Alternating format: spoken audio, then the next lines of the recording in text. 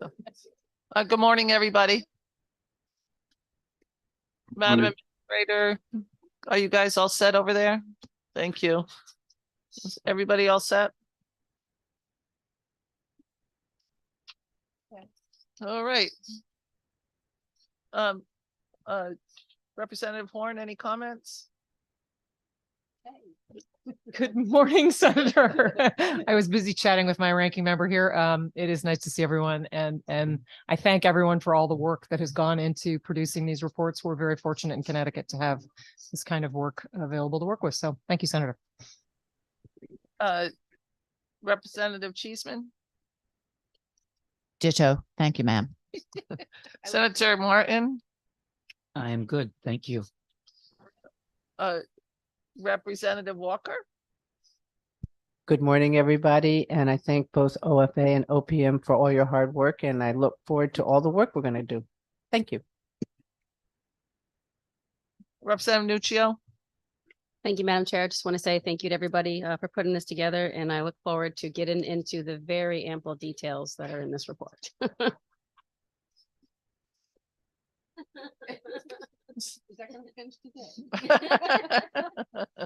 I'm going to be nice for the most part. So I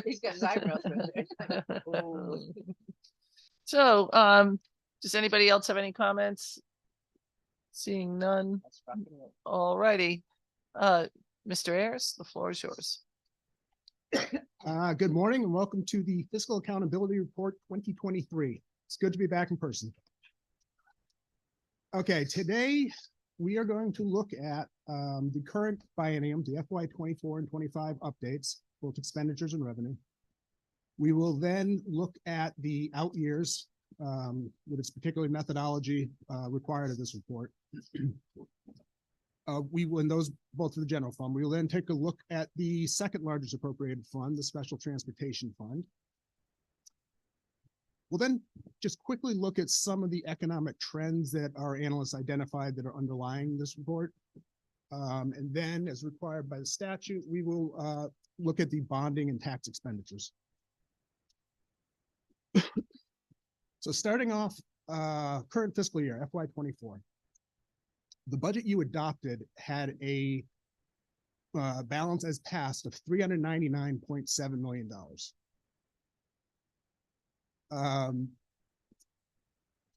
The process in Connecticut is November, January, and April. OPM and OFA must reach consensus on what we estimate the revenues to be. The November consensus revenue is the basis of this report. So last month we adopted the following changes. We reduced our estimates for the estimates and finals portion of the income tax and the pass-through entity tax. We reduced that by about $200 million, as you see there. These revenue streams have been coming off some very all-time highs. We had the budget, as you adopted, assumed about a 10% reduction, negative growth in this revenue stream. This updated estimate of the 200 million is combined about a 14% reduction in these streams. The next adjustment is a reduction of about $125 million in the sales and use tax. We'll look at this a little more next slide, but this again is coming off some real all-time highs and very high growth. Next category you see there, healthcare provider. This basically, we're anticipating an underpayment in the current fiscal year based on this revenue stream. And the final negative reduction is refunds of taxes. More refunds reduced our revenue, but that was related to the past fiscal year. That's expected to be one-time in nature. On the positive side of the ledger, investment income continues to do well. It's a combination of a full rainy day fund as well as still higher interest rates. We made adjustments for federal grants. These are largely technical in nature and have to do with the reconciliation of past claims with the feds, what we're responsible for paying for, what they're responsible. Came out to our plus this year, at least in this estimate. Next, the volatility adjustment. As I'm sure you all know, in Connecticut, one of the guardrails you adopted is any revenue over a certain threshold for estimates and finals and pass-through entity can't be used to balance the budget. It automatically goes over into the rainy day fund. So we have to do a technical true up when up above we reduced these revenue streams by about 200 million. That means we didn't have to deposit that much more into the rainy day fund. So there's kind of a wash between those two from a budget balance point of view. Finding other adjustment, about 100 million in all other revenues. One of these is largely technical in nature. You adopted some changes last year concerning the higher education alternative retirement program. It was expected that that was going to come in as a revenue loss in the reshuffling of everything that we did, a revenue loss in general fund revenue streams. In reality, it's coming in as an expenditure. So we basically have get to add dollars back on the revenue side, but reduce them on the expenditure side. Almost a wash. The other two major changes in the all other revenue, we made a positive adjustment of about 32.3 million in the public service tax revenue. Dollars are actually supposed to come in last year. They're delayed and came in this year. And the last sizable one is an increase of about 28.5 million in the insurance company tax, just based on the current trends. So after all said and done on your $22.5 billion budget, we adjusted it by about 24.4 million. So not very much. Down on the expenditure side, more details on this in a second.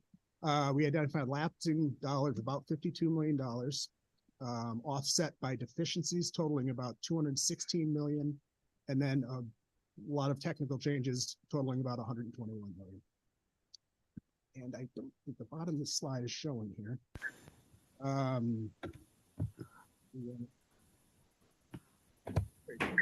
So all said and done, mind your expenditure net negatives, you're positive on the revenues, and what was adopted at a $400 million surplus, we have down at the bottom, we're now estimating 138.7. Still a surplus, but lower.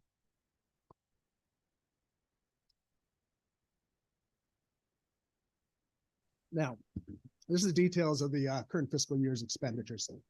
Up top are the $52.1 million in lapses. The largest of this is in debt service. This is just based on the timing and recent performances from sales. We got about $16 million lapsing there. The next largest you will see is in Husky B, $15.4 million. This is largely technical. Expenditures for certain undocumented individuals have been included in the Husky B account. We're actually incurring the expenses down in the Medicaid account, so it's just a swap between the two.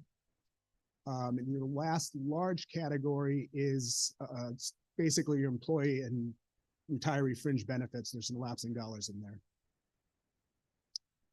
Going down to so that was helping you, now down to what's hurting you from a balance point of view. There is still 46.4 million in unallocated lapses that was included in your adopted budget. Those have yet to be identified. Next major category in the technical area is that 75 million other technical. This is the offset to the alternative retirement adjustment we made on the revenue. So again, that's wash. And now down towards your deficiencies. The largest of this is in the Medicaid account. We're projecting about $120 million deficiency. The largest single chunk of this is $50 million, an additional unexpected clawback payment that we have to make to the federal government related to a recent lawsuit. This, although it hurts you this year, it's luckily one time in nature. You also have in here the offset to the lapsing Husky B dollars above. So it's another $15 million on anticipated expenditures in Medicaid. And the rest is a combination of caseload trends and the cost for a new fiscal intermediary. The next largest category here in your adjudicated claims of $40 million. We've already incurred, I think, about $9.5 million in adjudicated claims in the current fiscal year up to date. We know of two announced settlements of about $25 million that will be incurred this year. I don't think it's gone out yet. And then just based on past patterns, we're estimating in total about $40 million. The adopted budget did not include appropriation for these. They're usually paid out of the resources of the general fund. Final large category down here is caseload. There's some caseload pressures across a couple different agencies. DOC's inmate medical and their other expenses. Several of the DSS entitlement accounts are running in the red a bit, and both the Department of Mental Health and Addiction Services and Developmental Services are running in the red in their OE accounts. And final down the bottom, the unachieved personal services holdbacks. The budget you adopted included a significant lapse related to personal services, basically expecting the state not to be able to fill everything it's looking to fill. OPM, in their execution of the budget, makes an estimate and distributes these lapses out to all the agencies. These are ones we identify certain agencies we think are going to have trouble achieving those savings. So that's total them all up, and that's a $285.4 million change for the current year's appropriations. Taking a quick look for fiscal 25, your upcoming fiscal year, it's much the same story. The first column, the FY24, the same numbers we just used. We put it there to illustrate that FY25, for the most part, the adjustments we made are continued in the second year. In the November consensus revenue adjustments, the only ones that really aren't continued are, as I said, that healthcare provider tax. We expect that to be a one-time issue in the current fiscal year. The refunds of taxes, again, related to last fiscal year, so that will be occurred again in the second year of the biennium. The investment income does go down a bit. On average, we expect the average interest rates next year to be a little lower than the average interest rates this year. Federal grants, again, technical, one-time in nature. So mix them all in. We go from about a $25 million positive adjustment in 24 to a negative 14 and 25. Again, on a $22.5 billion budget, really not much in the way of adjustments. I'm not going to get into details of the expenditures because it's, for the most part, what we just went over. We only seeing 215 rather than 285. The biggest of them is that $50 million clawback payment under Medicaid that's one-time in nature.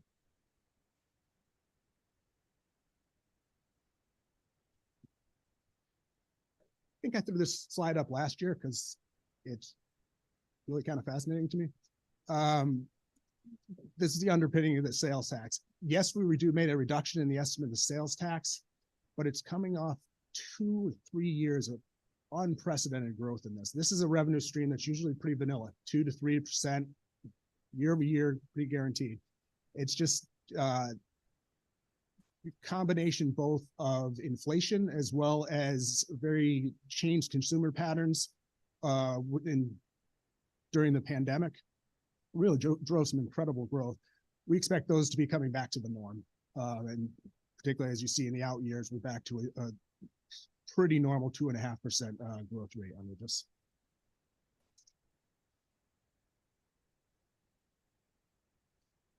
So that wraps up your current biennium, what you're looking at.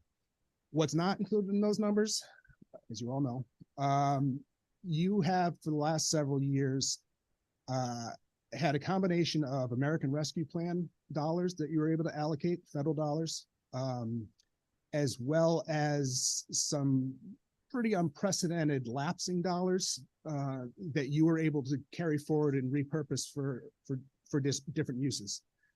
These totaled in the current fiscal year 24, you had about $750 million in these allocations.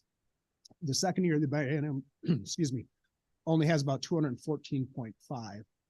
I put this up there because ARPA is the allocations have been completed, and we don't expect those significant lapses that you were able to repurpose again this year. Those were largely related to some federal changes for the pandemic and what they did with our Medicaid reimbursement. I know that when you pass these, I think you're very explicit that these are one-time in nature. All recipients may not hear that, and it's certainly going to put pressure on you as decision makers. So again, these numbers aren't contained in our balance numbers anywhere, but this is pressure I'm sure you have been and will be hearing. Okay, the out years, FY 26, 27, 28. The fiscal accountability statute is very specific on how we were able to make these, or how we're required to make these projections. It starts with, as I mentioned earlier, the November consensus revenue that's reached between OFA and OPM. In calculating the expenditures for the FAR report, we are supposed to start with the previous fiscal year's estimated level. So for the out years, that first year will be FY 25. That becomes your new base for FY 26. The statute requires us then to only calculate increased costs on the fixed cost categories of expenditures, which would be here. The process then tells us to add up that previous year's final expenditure, add the fixed costs, compare it to the consensus revenue, and estimate what reduction in non-fixed cost expenditures will be necessary to bring those into line. Then starts all over again. The takeaway here, I think last year was the first year we're projecting this. There is no reduction necessary in your non-fixed cost expenditures because your growth in your revenue exceeds the growth in fixed costs. As you see down the blue box in the bottom, we're projecting positive balances by this process in all years of the report. This is just looking at the exact same thing, just to give a bit of a graphic. This was the takeaway. I think this was our front page a few years ago. We usually try to put something in the front of the report that kind of is your takeaway. A few years ago, this was the takeaway because these two graphs were inversed. Your fixed costs were growing significantly faster than your revenue stream. I think between the two, over the course of these 3 out years, the average growth between the two are both about 2.5%. As I said, in the past, the fixed costs were growing at a much higher percentage. Okay, looking at a bit of the details in the revenue in the out years. As expected, it's largely driven by the personal income tax and your sales tax growth. Business taxes also growing solidly. The other revenue kind of fluctuates. That's mainly a matter of timing. Not all revenues are received the same time every year. Sometimes they're biennial, so that kind of goes up and down. And refunds you expect. Again, the takeaway is positive growth in all years in the out years from 2.7 to 2.4%. Now, fixed costs. So what are fixed costs? Basically, the idea behind these are costs if you do nothing as a legislature, you will still have to pay for them regardless, and not easy to change. Your largest category down the bottom is entitlements. This by far and away is mostly Medicaid, as well as some of the cash assistance and Medicaid related programs. The next largest area is debt service, servicing your capital costs. After that is the state employees retiree and retiree healthcare costs. As well as next up is the teacher's retirement pension and retiree healthcare costs. You may recall a few years back, you entered in a settlement with the hospitals. That's a set amount, doesn't really change. And then you can even see it on this graph. The last major fixed cost is adjudicated claims. These total about 54% of your total budget. So I would think you're going, so what's the other 46%? Which is not an insignificant part. It's largely lower education, higher education, town aid, state employee wages, as well as certain active state employee benefits. So not insignificant part of your budget. And just to reiterate, by the statute that dictates this, those are all flat funded in the out years for the purposes of this report.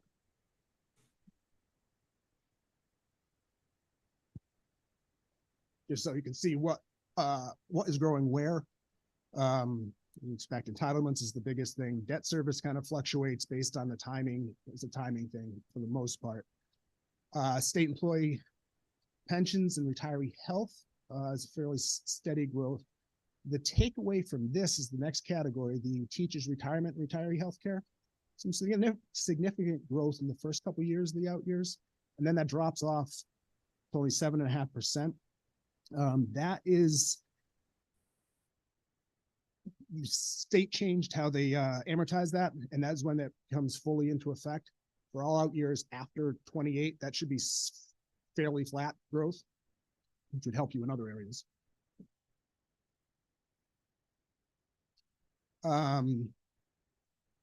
Want to highlight one thing related to the ones we just talked about. State employee retiree services and teachers retiree, or as we call them, SERS and TERS. Volatility statute we talked about before. As I said, over a certain amount, estimates and finals and pass-through entity tax and any regular operating surplus goes into your rainy day fund. The general fund rainy day fund has a cap. So under statute, if the rainy day fund's full, any excess is goes to pay down long-term debt, which has been applied mainly to only to SERS and TERS since this was implemented. Just to give you an idea of what that does to your budget. So FY23, the upper right there, basically made a deposit into these totaling about $1.87 billion. From a budgeting point of view, you put that into the payoff, basically paying off some of the unfunded liabilities in these accounts. The actuaries come in and look at everything and go, you know what, your yearly payment, your ADEC, actuarially determined estimated employer contribution, is lowered because your unfunded liability isn't much. So that deposit of $1.87 billion lowered, if it's 2 years later, FY25's estimated cost here by about $160 million. And that's not a one-time thing. That's ongoing for until we pay that whole thing off. The estimated deposit this year of about $256 million will help you 2 years out. So the 26 budget, reducing an additional 21. Since the volatility cap was put in place, I believe we've made roughly $7.7 billion in deposits into these accounts. That has lowered your annual ADEC by about $550 million that you would have fixed costs would have had to pay for anyway, which basically gives you relief to do other things. As we said, we didn't grow the non-fixed costs. There's pressures there, but it basically gives you relief elsewhere in the budget.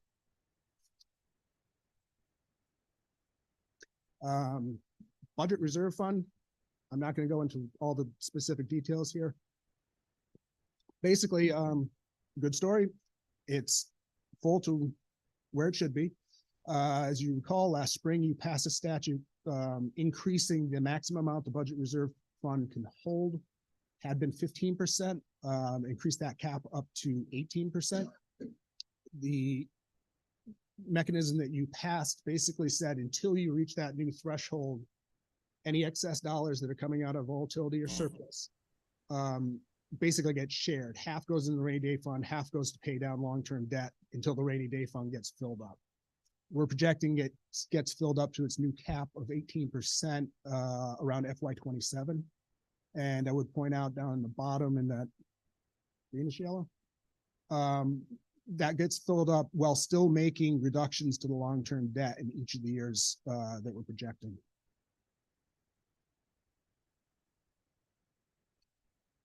Special Transportation Fund. Slightly different story here.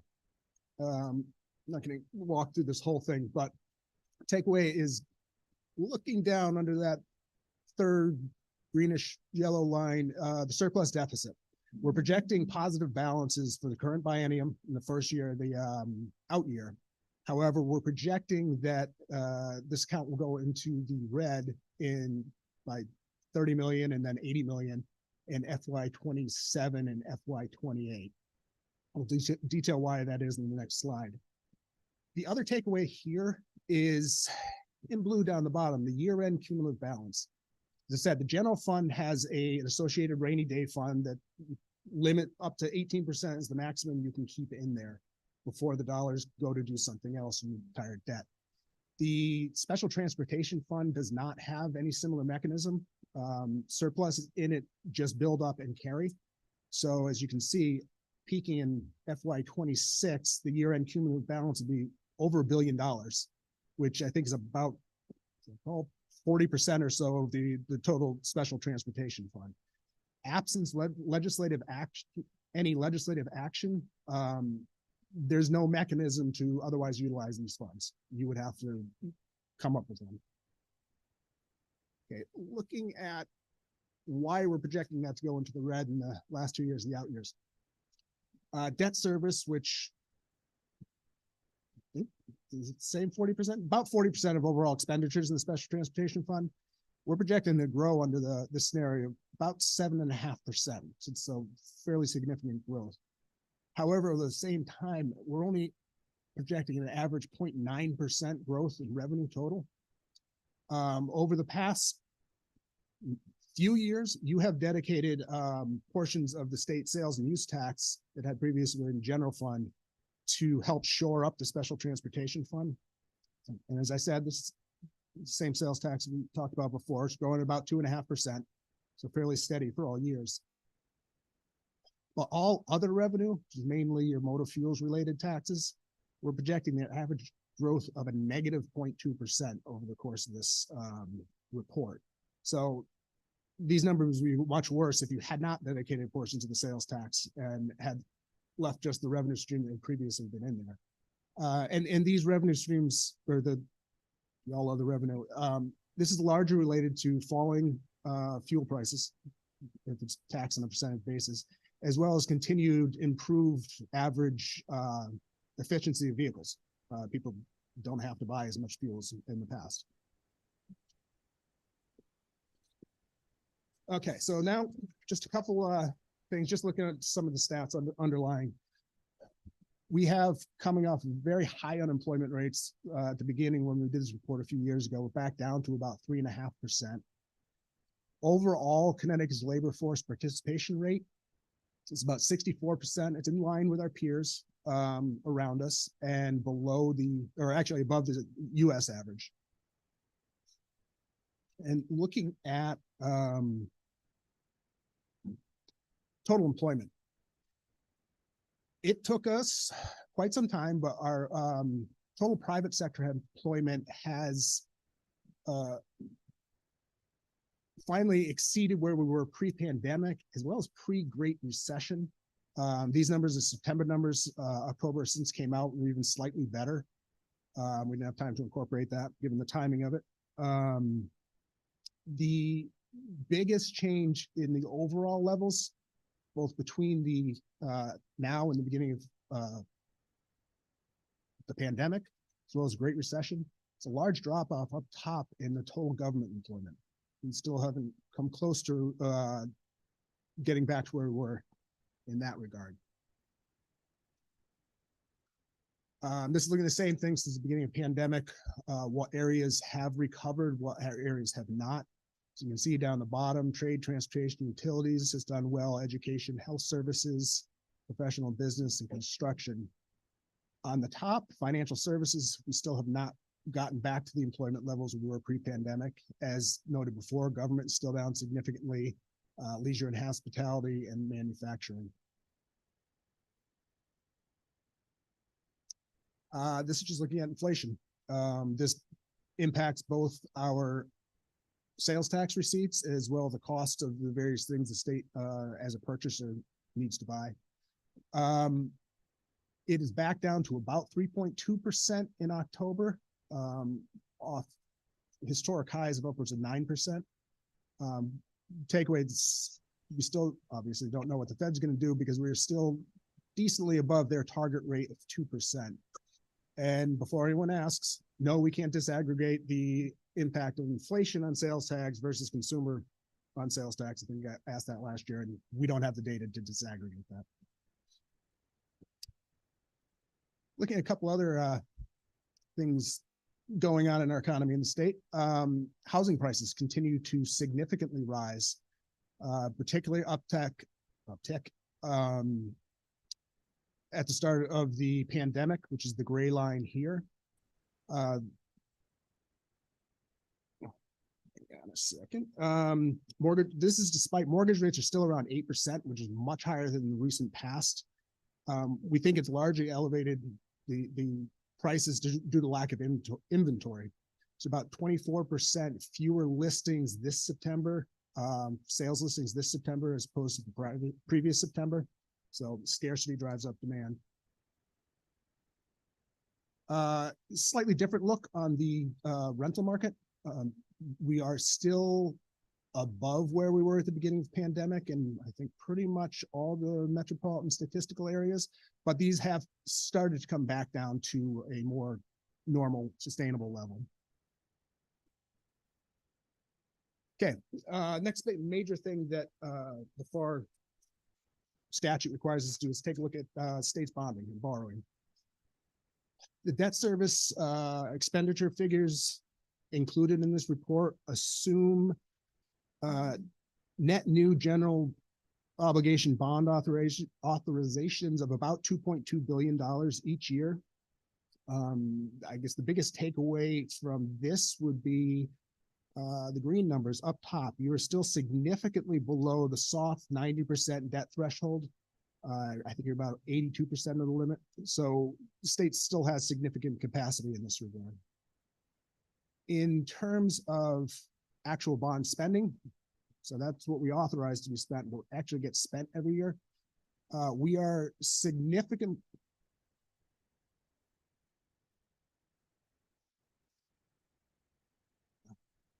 No problem.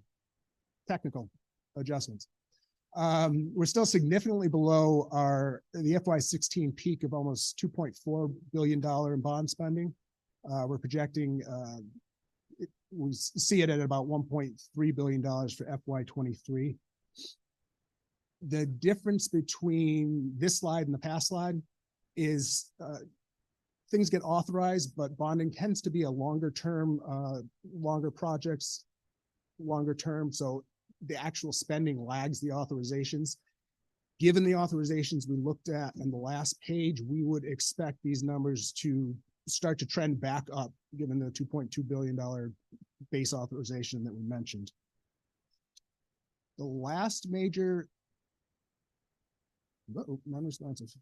Any other thing?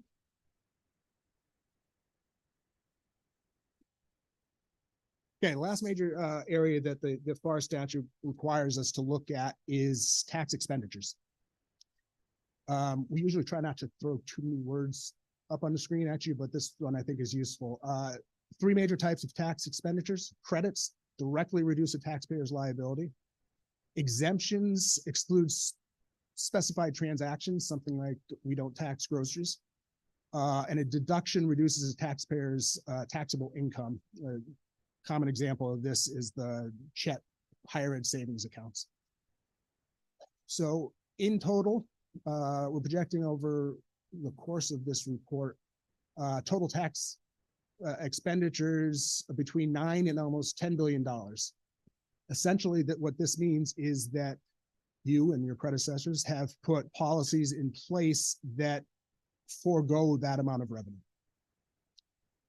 The largest area of tax expenditures in the sales and use tax, as you can see there, it's about 60% of the totals. And largest areas of this, the biggest one is consumer goods, which is your combined your food products, your prescription medicines, and your motor vehicle fuel. Motor vehicle fuel is exempted from the sales tax. It has its own tax structure. So it's not like you're not taxing it. It's just for purposes of this, it is exempt from the sales tax. Your next biggest area is government nonprofit exemptions up top. That's about 26% of the total exemptions. And the last large category is services, patient care services and computer and data processing services, which is about 20% or so of the remaining sales tax exemptions. For those of you who are interested and want to know all things tax expenditure, OFA is required to produce a comprehensive tax expenditure report every other year that details every one of these. That is due out of OFA next month. So we'll have a fresh numbers on all of this. And that should wrap it up. I'd like to say all the graphs in this are taken directly from the actual FAR report. So if you want detail and discussion, significant more information is included in that report. I would like to first and foremost thank everyone in OFA. This is not a light lift to put together. You guys really have some fantastic people working for you. With that, I think I will turn it over to the secretary and we will jointly take questions after OPM's presentation. Just so everybody knows, we are going to take questions after all of this, so can all start preparing your questions after Secretary Beckham speaks. Mr. Secretary, the floor is yours.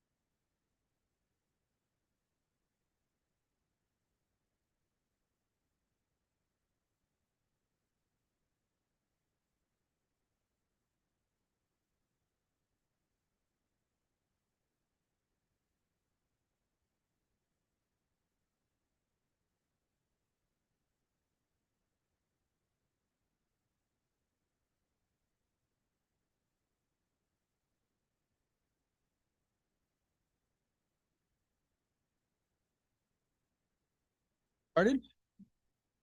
Senator Fonfara, Senator Martin, Senator Austin, Representative Walker, Representative Nuccios, Representative Horn, Representative Cheeseman, and somewhere out there, possibly Senator Berthel. It's good to see all of you, distinguished members of the Appropriations and Finance Committee. Always a pleasure to be with you. Can't believe it's been a year since we did this. It's that time of year again. It's not on the screen though. I have it here. Let's see here.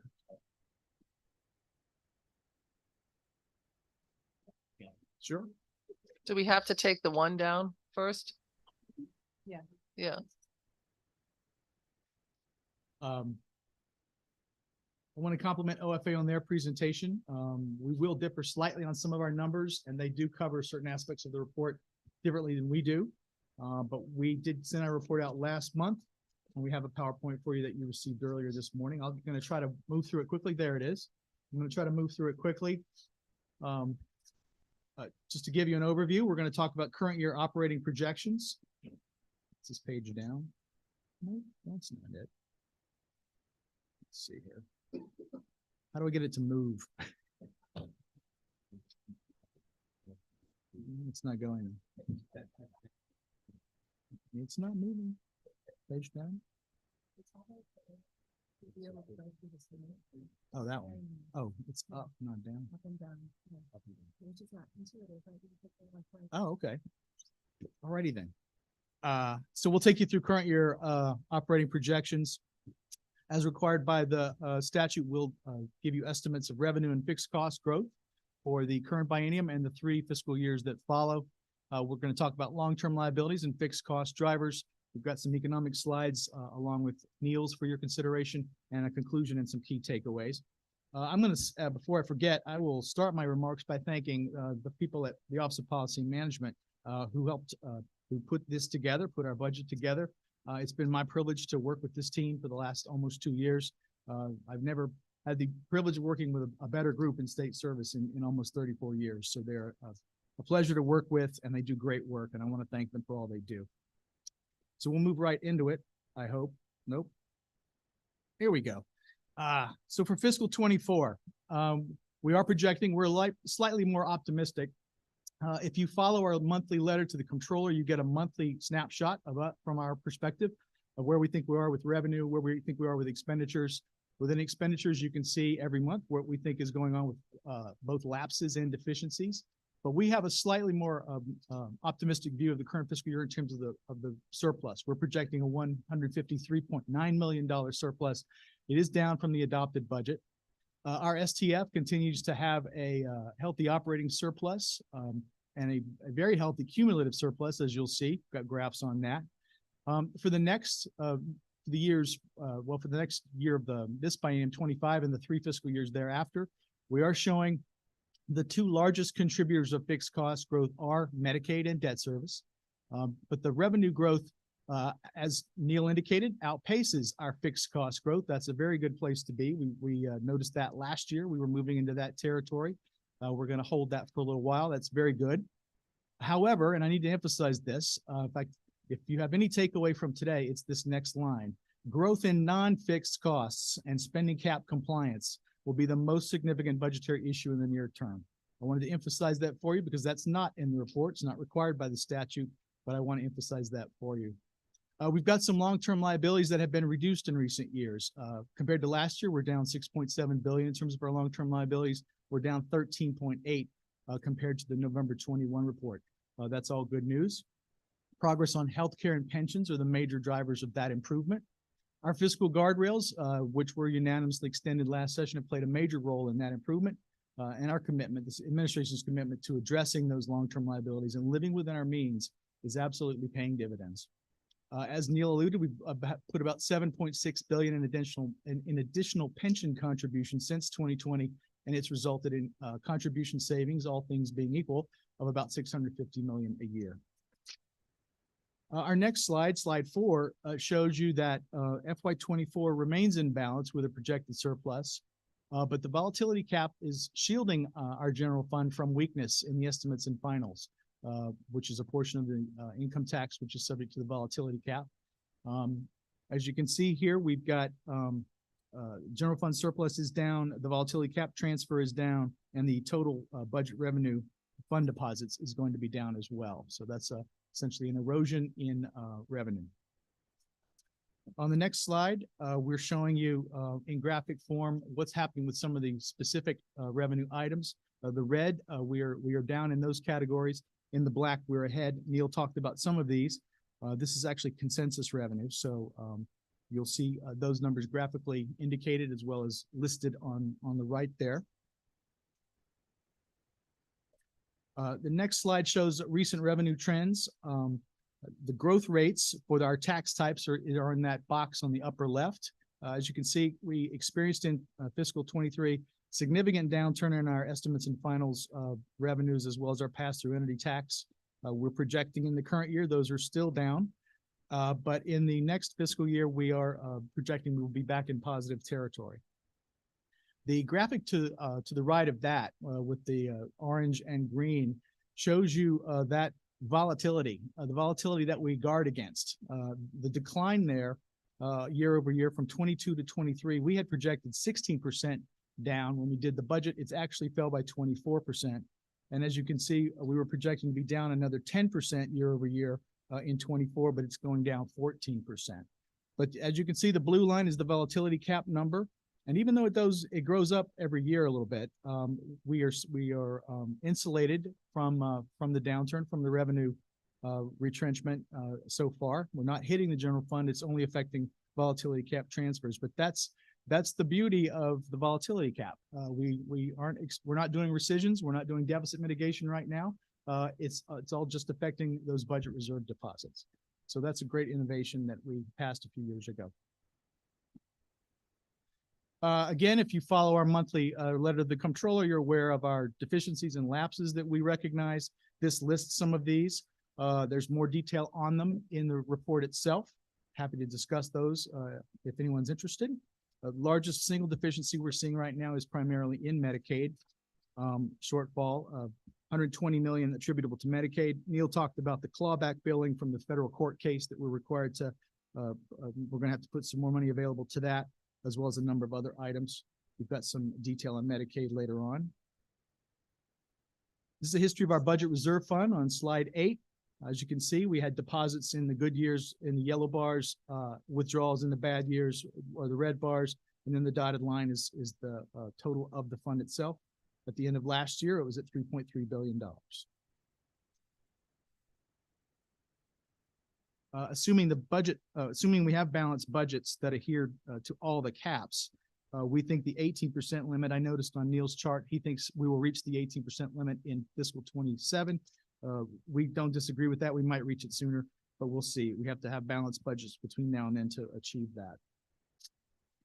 This chart on slide 9 shows you year-over-year growth of our fixed costs versus revenue growth. Neil had a similar chart to show you. The revenue growth is there in the first line. Total fixed cost is just just above the red. And as you can see, we're positive. Growth in costs, revenue growth exceeds fiscal growth cost in each year in the projected period. That's a very good place to be. A growth in Medicaid, largest source of year-over-year fixed cost growth. Pension costs are not anticipated to be a major source of ongoing budget pressure. Our SERS liability is expected to be relatively flat, while the TERS is expected to experience several more years of modest growth until we get to the level dollar amortization. Again, hitting that note again in bold, growth in costs not categorized as fixed are anticipated to present significant budgetary challenges over the next few years. On slide 10, we've got the STF. Opposite story there with the STF. We are showing the operating surplus, not on this chart, but our projection is operating surplus will be in deficit as early as 26. I think on Neil's chart, he showed it starting in 27. But here we're illustrating that the fixed costs are exceeding revenue in the STF. So that will require some additional attention, certainly in the next biennial budget. We have more detail in the fiscal accountability report. Our what we call our table 8, which is a multi-year projection. I think in the report it's 5 years. It's a detailed projection of revenues and expenditures in the STF. It's on page 17 of the report, if you have that with you.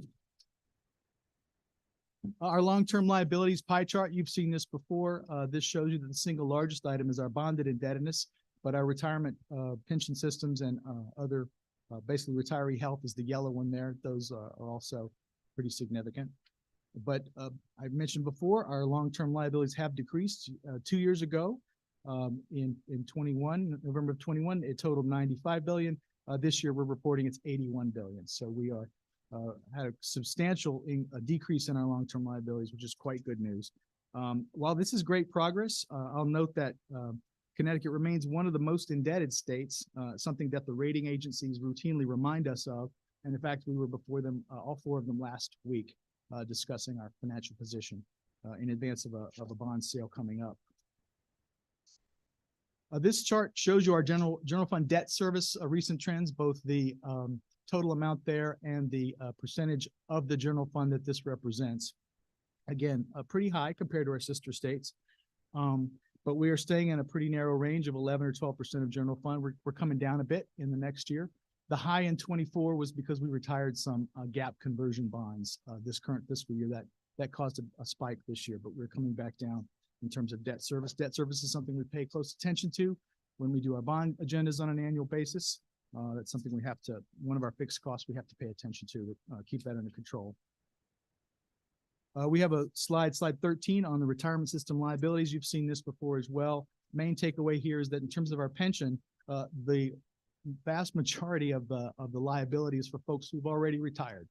These are pensions we're having to pay for folks who are no longer in state service. That's the single largest item here. Our SERS valuation, this is based on last year's valuation, by the way. We're going to get a new valuation for SERS, the State Employees Retirement System, in a couple of weeks. We'll let you know how that turns out. We've got some slides on that coming up. This next slide illustrates the ADEX savings.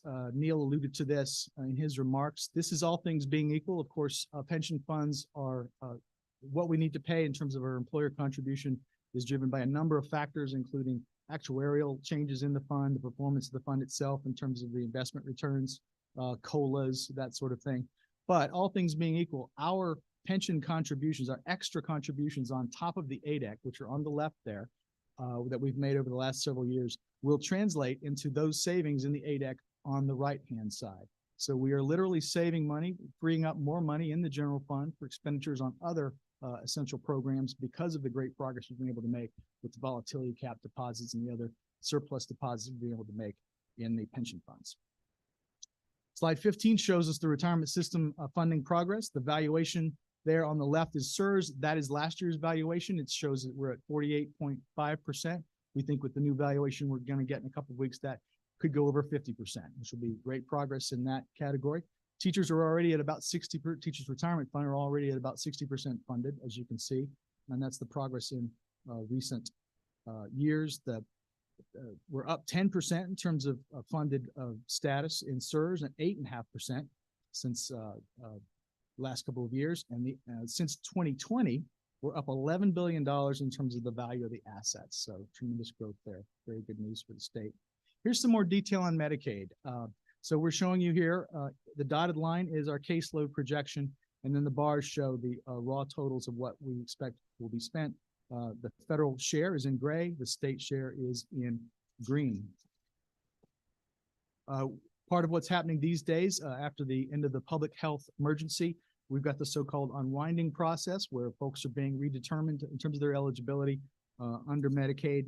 The caseload is coming down in part because of that, but I'll note that it's still higher than the pre-pandemic level. So we do have some caseload growth we're going to have to contend with in Medicaid. The enacted budget also, as you know, includes funding to support those folks who are being redetermined off Medicaid because you put more money in for covered Connecticut, as well as subsidies on the healthcare exchange to pick up folks being redetermined off Medicaid. Medicaid cost trends in the current fiscal year are a little concerning. We appear to be ahead of the national average in terms of our Medicaid cost increases. Our costs are projected to exceed the amounts assumed in the enacted budget for both years of the biennium. So we've got some work to do on that. State aid municipalities is displayed on slide 18. Over this period from FY21 to FY28, we're projecting a 31% increase, almost a third increase in state support to our municipalities. The blue portion of the bar is the education, principally ECS. The orange portion is the teachers' retirement system, as you know, entirely funded by the state of Connecticut. And the green is the general government section. So it's going up. It's going up recently because of the increase in the tiered pilot, as well as the motor vehicle tax reimbursement program. State staffing is of some concern, or has been of some concern recently. As you can see, we're back at our pre-pandemic levels for state staffing in the executive branch. We still have some shortages in some key areas like healthcare, IT, engineering, police, and corrections officers. So we're continuing to work on assuring that we have adequate staffing of those critical positions. But as a whole, we are back to pre-pandemic levels of state staffing. In terms of our employment, we've got a few slides coming up on where we are with our state's economy, and slide 20 shows we are back to where we were pre-pandemic in terms of state employment. We covered all of the jobs lost. It took us about 44 months to do so. That was much faster, obviously, than the Great Recession decade. We show by sector, the losses on the left, gains on the right, since April 20. So we have recovered, and that's where the recovery has come from. Real gross state product is shown on slide 22. We've recovered all of our gross state products lost from the time of the pandemic. We're experiencing something that some of us who've been around a while haven't seen in a while. We're getting net in-migration to our state. We're actually getting more folks coming in than that are leaving, at least net. So that's good news. That's something we like to tell the rating agencies. It's something they ask us about. In the report itself, page 23 details who are the contributors and who are the gainers of population for all of our states. So this concludes what we have for the required information for you on the fiscal accountability report, but I had one more slide. I couldn't resist showing you this. Slide 24. Our spending cap, which is arguably the most important of our guardrails, it's based on the higher of either the rate of inflation or the rate of personal income growth. In the current fiscal year, because the inflation was running so high, we used inflation as the cap growth calculator. But for fiscal 25, thank goodness, personal income growth will be higher than inflation. Again, that's a good place for everyone to be. But when we did the budget, we assumed it was 4.18% increase. Recent information from the federal government shows that might only be 3.96. So we're tighter on spending cap. We did a calculation today. We'd be out of whack by 29.7 million in terms of the spending cap. So when we come to you in February, we will have to account for that. We'll have a January consensus number on revenue, as well as a January cap calculation for you. So just a word of caution, if we exceed the cap, we exceed the income growth of our taxpayers, and that's literally the taxpayers' ability to pay. Their income will have increased by some percentage, So the spending cap recognizes that and says we should stay within that. So it's an important, I think, thing to keep in mind as we head into the next session. Finally, our key takeaways. We do have a general fund surplus currently. We have a rainy day fund at 3.3 billion. It's at the 15% limit. The balance is expected to grow to 3.7, which would be about 16.2% of FY25 appropriations. We got long-term liabilities that have been reduced, as I indicated.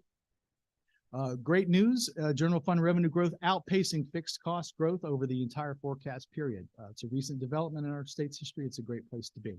Got to keep that going. Fiscal accountability report does not present the entire budget, fixed costs versus, it only presents fixed costs versus revenue. As you know, fixed costs are only about half the budget. So non-fixed spending, for the third time, will need to be prioritized to remain within our fiscal guardrails and preserve the progress we've made today. With that, I'm happy to take any questions you have. Okay, can you just unshare the screen too now, Jeff? Someone Please. can. Somebody help Jeff out. That way we can see people on it. And Neil, if you wouldn't mind staying there. So Jeff, we thank you for the always being so positive. I The credit rating agencies love it.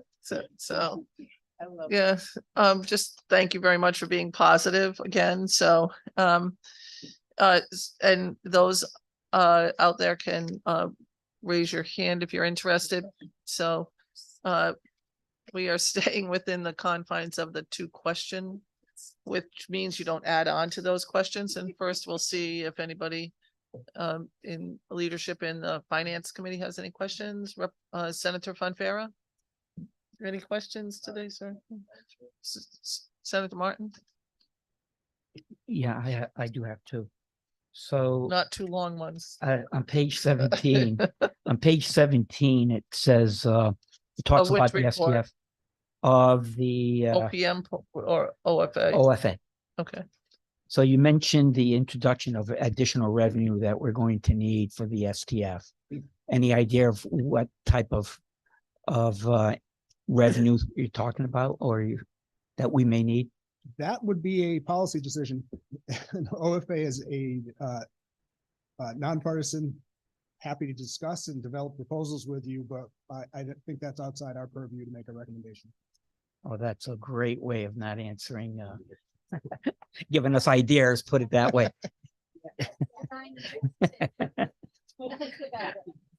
And the other one is, I know you didn't mention it, but in the back of the report, it's in the appendix B, and it's the cannabis. And I see that we separated, we've got the recovery services fund, we've got the regulatory fund, and then we also have the social equity. And correct me if I'm wrong, but if I look at the projected, I know that these amounts are carried over from year to year, but it looks like we're running in a deficit in the cannabis funds if you total them all up together. Can you explain why we would be running in a deficit? I will get back to you, but I think it has to do with the current budget made certain transfers between funds that in the out years, because they are only for the current biennium, we can't assume that policy will be continued.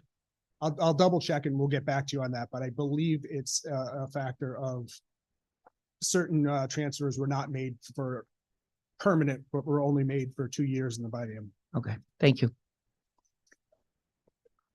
Representative Horn? Thank you, Madam Chair. I'm figuring out which 2 brief, quick, terse questions to ask.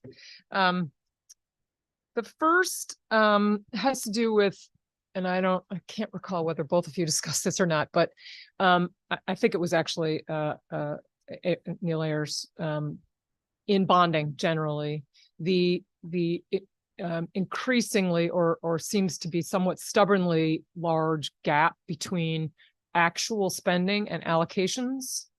And so in other words, we have both authorized and allocated the money to be spent, but it doesn't seem to be going out the door with the speed with which it has in the past.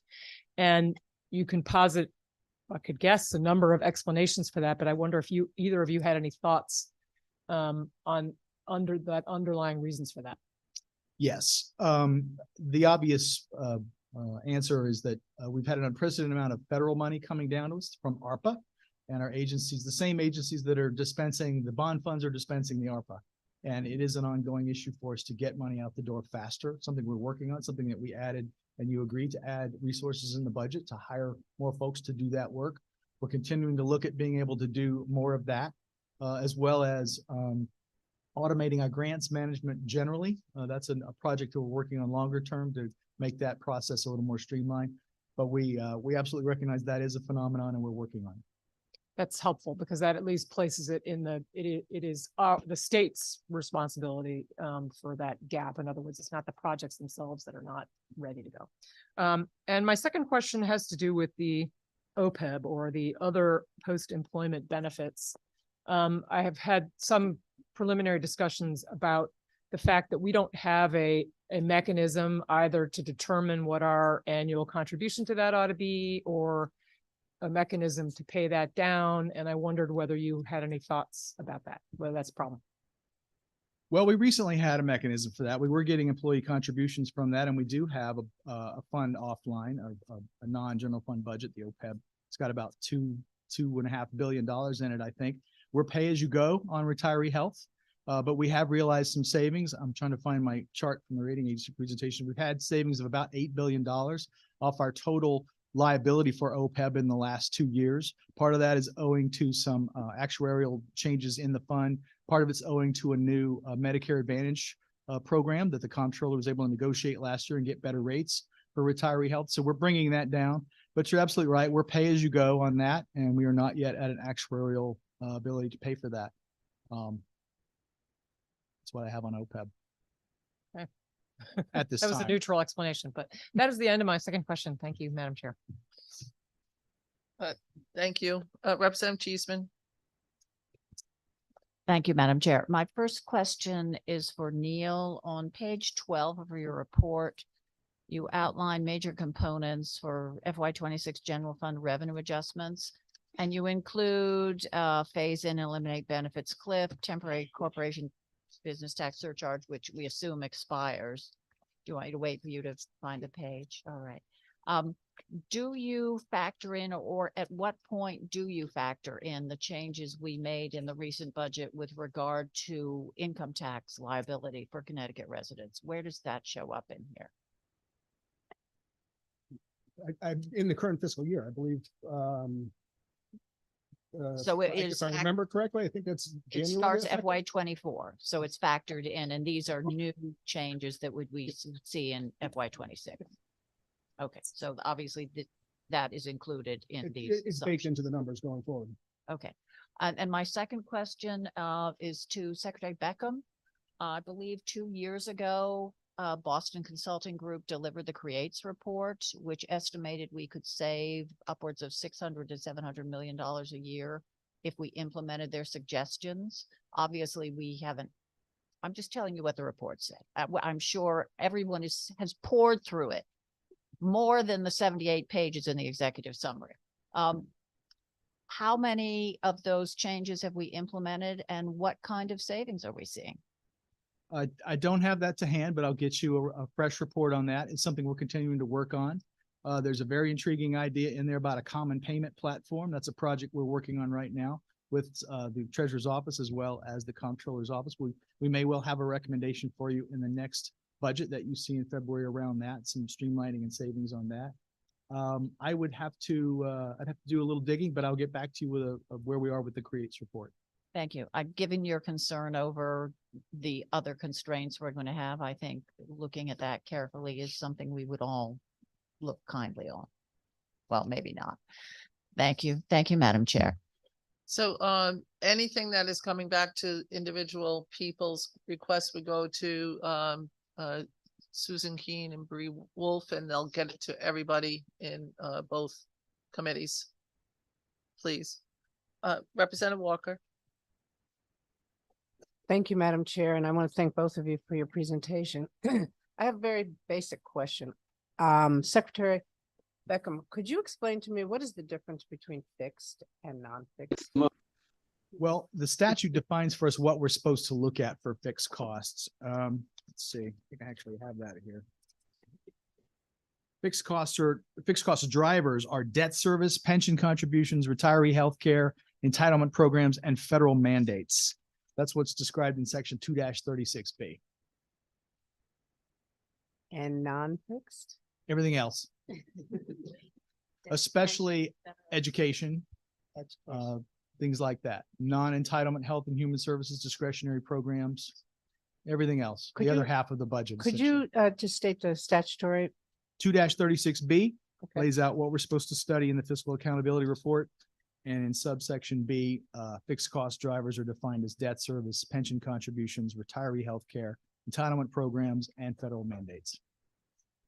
And my second question would be, you brought up in the beginning, you said that the one area that we have to really look at because of the growth is the growth in the non-fixed cost. Yes, But you ma'am. never said what the growth of the non-fixed cost was. So I'm asking you, what is your expectation for the growth in the non-fixed costs? Well, Medicaid, as we indicated, continues to be, that's fixed, of course, but Yep. there's some discretionary health and human services programs we have that are not necessarily entitlements, but we put them out there. We need to take a look at that and be careful with where we do more there. Education, early childhood has been a big push in recent years. We've done quite a bit on all of that. We've been able to make some gradual incremental increases and pick up some programming that has evidence that says that we should do this, that this will get better results. But we do have limits on how much we can go up every year. We've been on record as saying with regard to early childhood, for example, to make really transformative investments there requires the federal government to step up and do more. They've done quite a bit for us over the years in Medicaid, Affordable Care Act, things like that. For something like early childhood to make a substantial multi-hundreds of millions of dollars new investment there really does require federal government participation. So we'd be looking for that if we wanted to do more in that area. But education's a big driver, as well as higher ed continues to have some challenges and difficulties that we're working with them on. Those are some of the areas where I see some difficulty. We know we want to pick up some of the ARPA funded stuff that we did on, for example, behavioral health for kids. Very important that we pick some of that up going forward because that's working and that's a real innovation in that space. So it's just a challenge. The stuff that's not covered under the fixed cost drivers category, all that stuff goes up. You hear from people every year. I hear from people every year. We need to do more in all those categories, and they're not wrong, but we have to stay within our means. Okay, thank you. And thank you both, or thank you for your answer. I will say that I don't plan to wait for the federal government to help us out. They seem to have their own issues. So thank you very much. Thank you, Madam Chair. Representative Nuccio. You know, I'm just gonna put it out there. I feel a little personally affronted when Kathy says we have to have 2 questions. I will be coming back. Yeah. I will be coming back. Yes. So this is not a question, but I do kind of want to follow up on what Rep. Walker just said. In regards to the fixed and non-fixed on here. This is just a general question, Kathy. No, it doesn't. No, it doesn't. So all right, then I'm gonna come back to that one. In regards to the slide you had on here with the red for the hold on, let me look at it again. The spending cap room numbers, the volatility cap and the spending caps here. The volatility cap is showing through your slide that it's working, but we're getting close to that blue line, right? And when we get close to that blue line, then I'm assuming at that point, it's just budget, but there is nothing left to go into any of these supplemental accounts. If estimates and finals portion of the personal income tax along with the pass-through entity tax decline more than 23.7%, that's what slide 6, we would impact general fund revenue at that point. All things being equal, nothing up, impact general fund revenue, just for those tax types. Right, but nothing ever stays equal and things always go up. So, you know, the implication here is that while things look okay right now, we have to be very cautious and careful in the outcoming years that we're close to the volatility cap. More importantly, on the slide that with the last slide you had up there, the spending cap, can I just get clarification? And what you're saying is the budget assumed a certain amount of growth in there, right? Mhm. And that's what got us to our spending cap level. Mhm. If we looked at the numbers that we currently have right now and did not adjust for anything, we would be over the spending cap level by $29.6 million.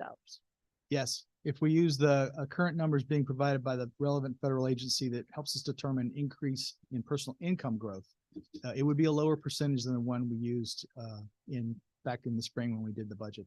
We spent right up to the cap as that graph shows. I think it's slide 24. We were 10 million or so below the cap in both years. Correct. In the second year, we'd be over. And the second year we would be over with the Yes. current assumptions as they are. Yes. Is that a fully baked number from the perspective, like, so it's not all levels? Like, I don't want to just know one set of revenue. I want to know from the whole picture's perspective, are we at risk for spending cap in the next year? Yes. Okay, And the year after that. that was one. It was continuous. Okay, all right. The next question that I had is in regard to, the growth that we were looking at in the entitlements section, especially around the Medicaid growth. A couple of questions. Do the numbers that are there account for what we're expecting to get from the federal government? Have we received those payments thus far? Yes. Okay, they do. And then do you have a further breakdown of which entitlements are growing outside the realm? Because you had said something that is very concerning to me, and that's the cost of national growth. We're over the cost of national growth. Yep. And I would like to understand how and why. Is it certain areas? Because we are constantly asked about increasing Medicaid rates for this service or that service, right? It's never really a holistic view at Medicaid, I'm sorry. And I know we put in money for a research to be done to look at us and our spending comparison to other states. Yep. In our programming.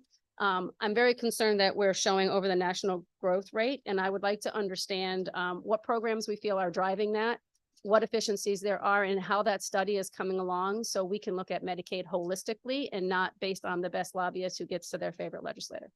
We will get you more detail on the cost drivers in Medicaid. We did make some modest adjustments in some of the programming for rates last year, but you're right. We put money in for a study of our Medicaid rates. We know they are probably, they're not keeping pace with, say, Medicare or the private sector in terms of what they reimburse. So we're going to have to do some work on that. That's probably one of the drivers, but we'll get you more detail on cost drivers in Medicaid. Okay, when will we start that study?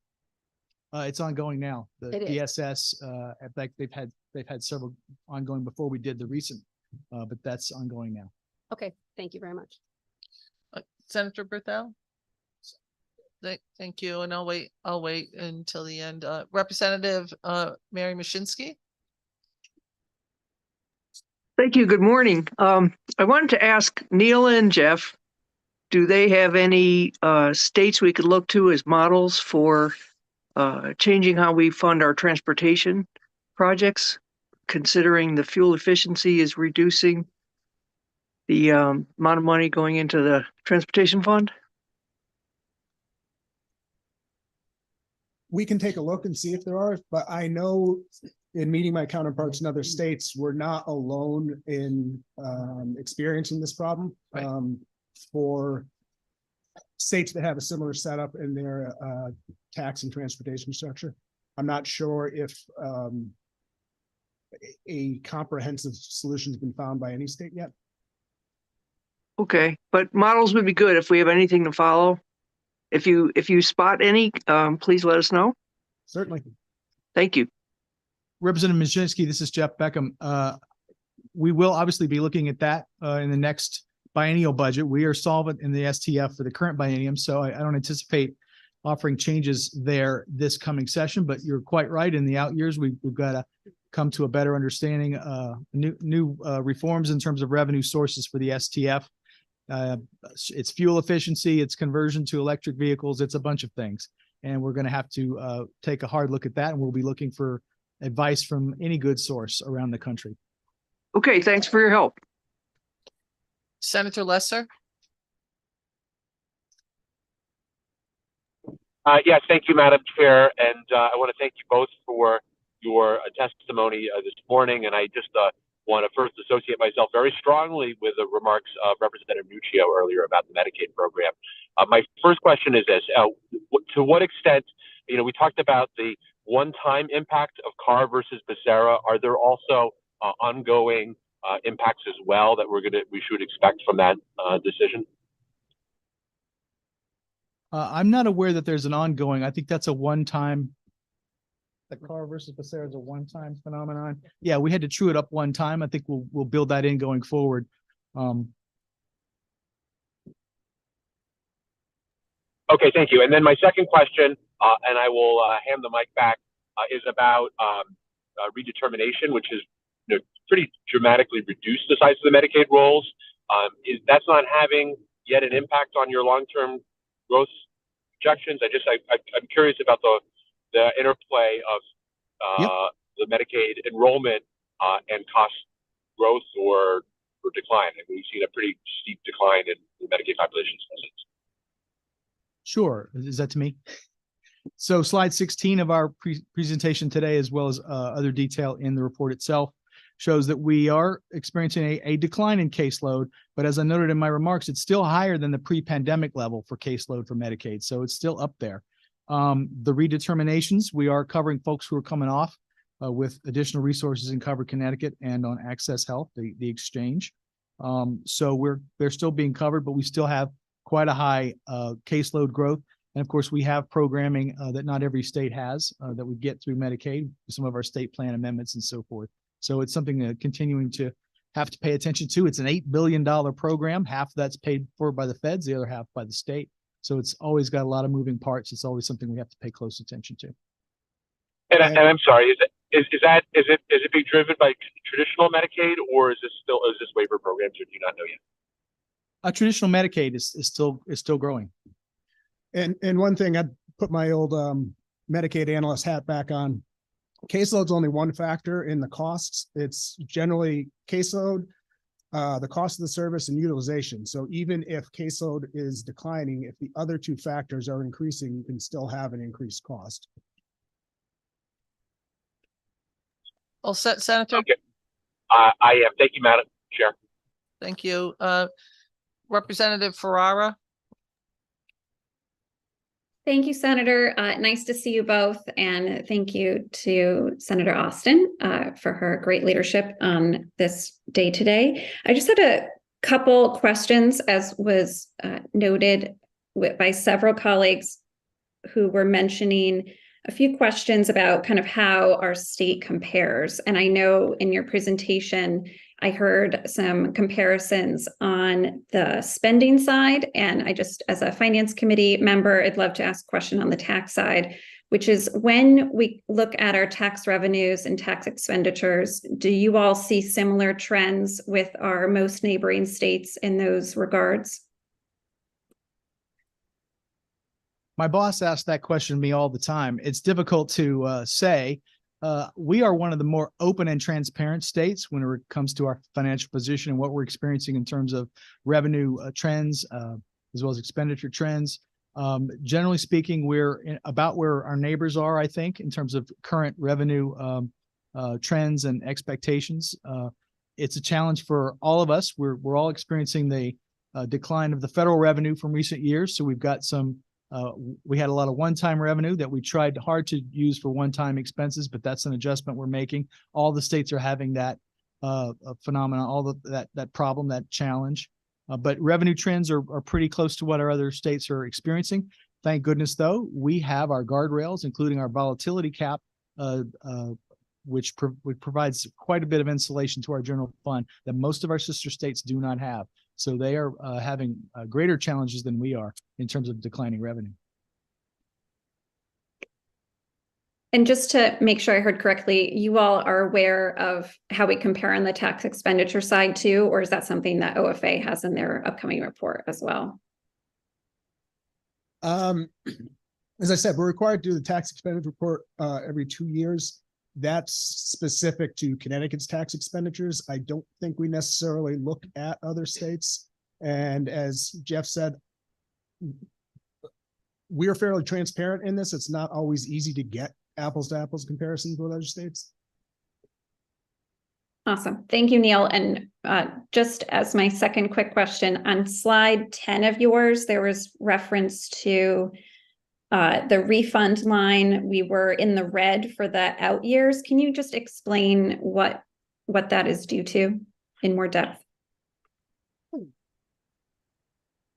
That's just related to our estimated levels of refunds that were going out. We're having growth up top. If you notice on the personal income tax, there's usually an offset in the refunds related to that. There's an interplay there. So there was no different, kind of estimation that was made there. It was just out of line with what was originally proposed.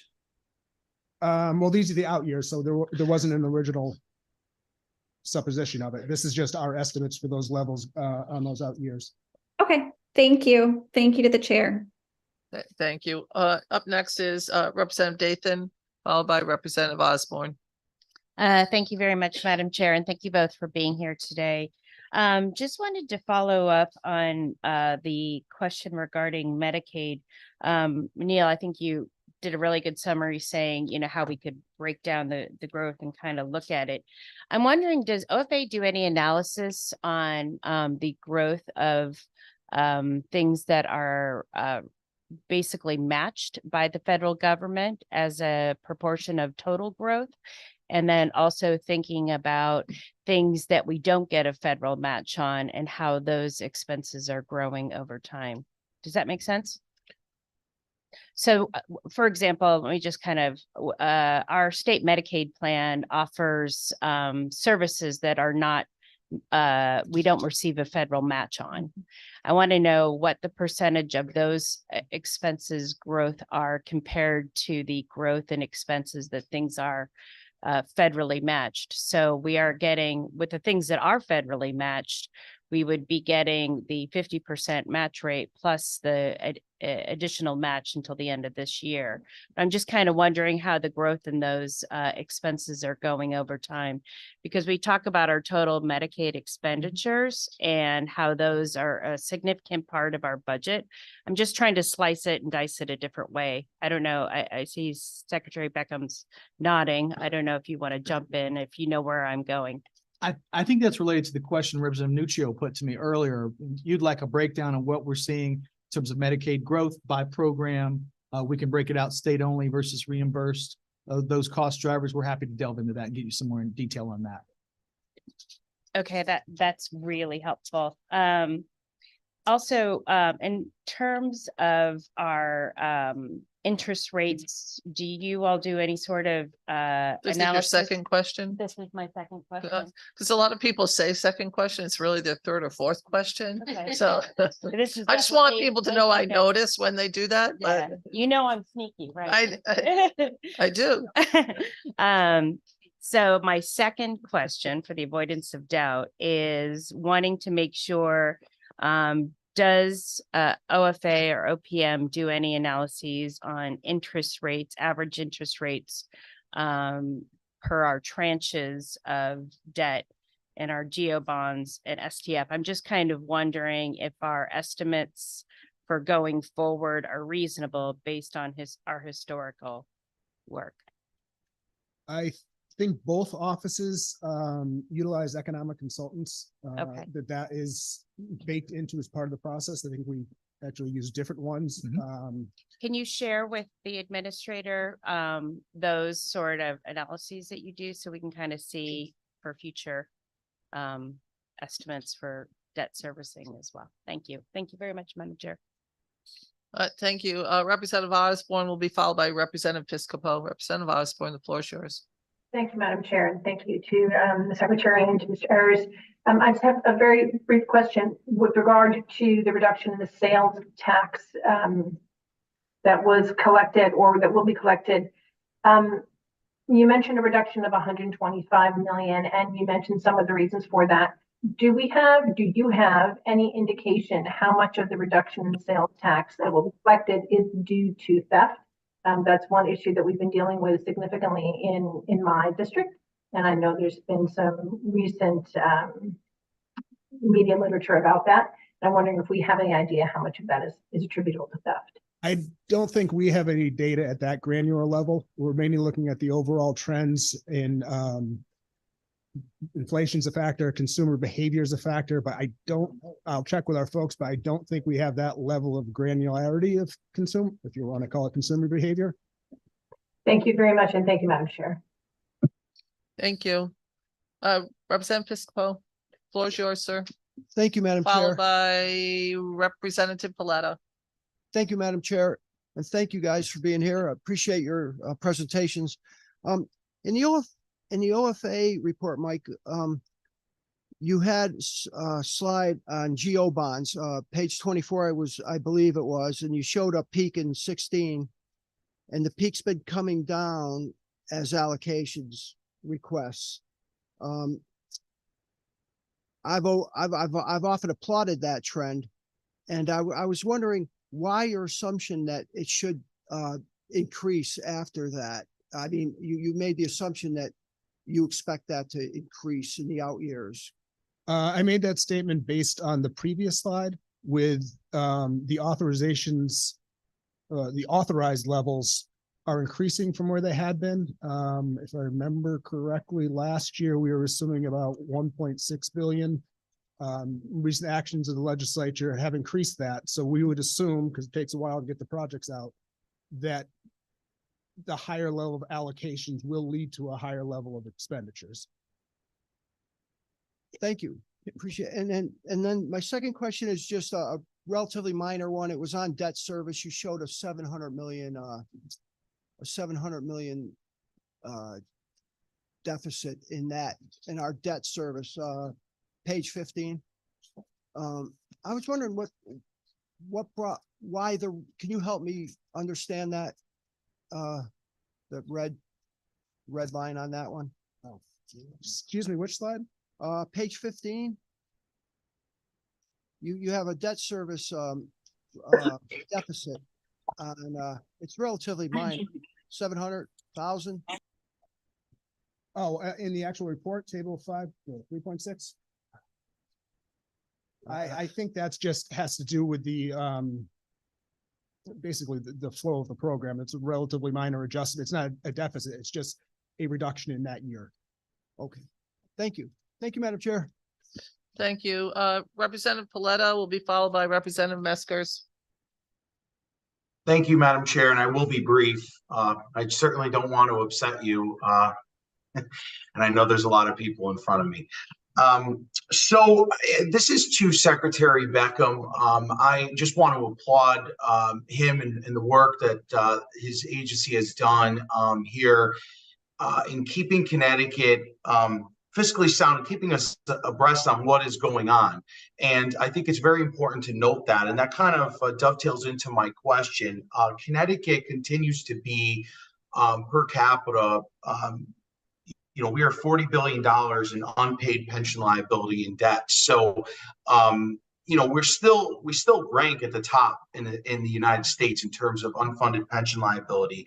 So that's very concerning to me. And I know that it will impede on future growth. So we have heard over the past year or so, some folks try to talk about or maybe encroach on those caps that we put in and as part of that bipartisan budget that I think have worked really well. And we have made strides in paying down some of our pension debt. But if you could just speak very briefly to the importance of maintaining those caps, those fiscal guardrails that we put in and how important it is to not encroach on them, specifically as we see these the numbers go up and the temptation is there to raid those funds. But how important is it to keep them in place so we can continue to pay down our debt, or specifically our unfunded pension liability?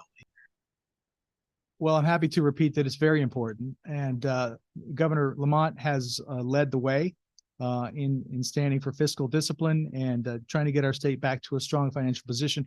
The General Assembly has followed his lead. You unanimously extended those fiscal guardrails last February.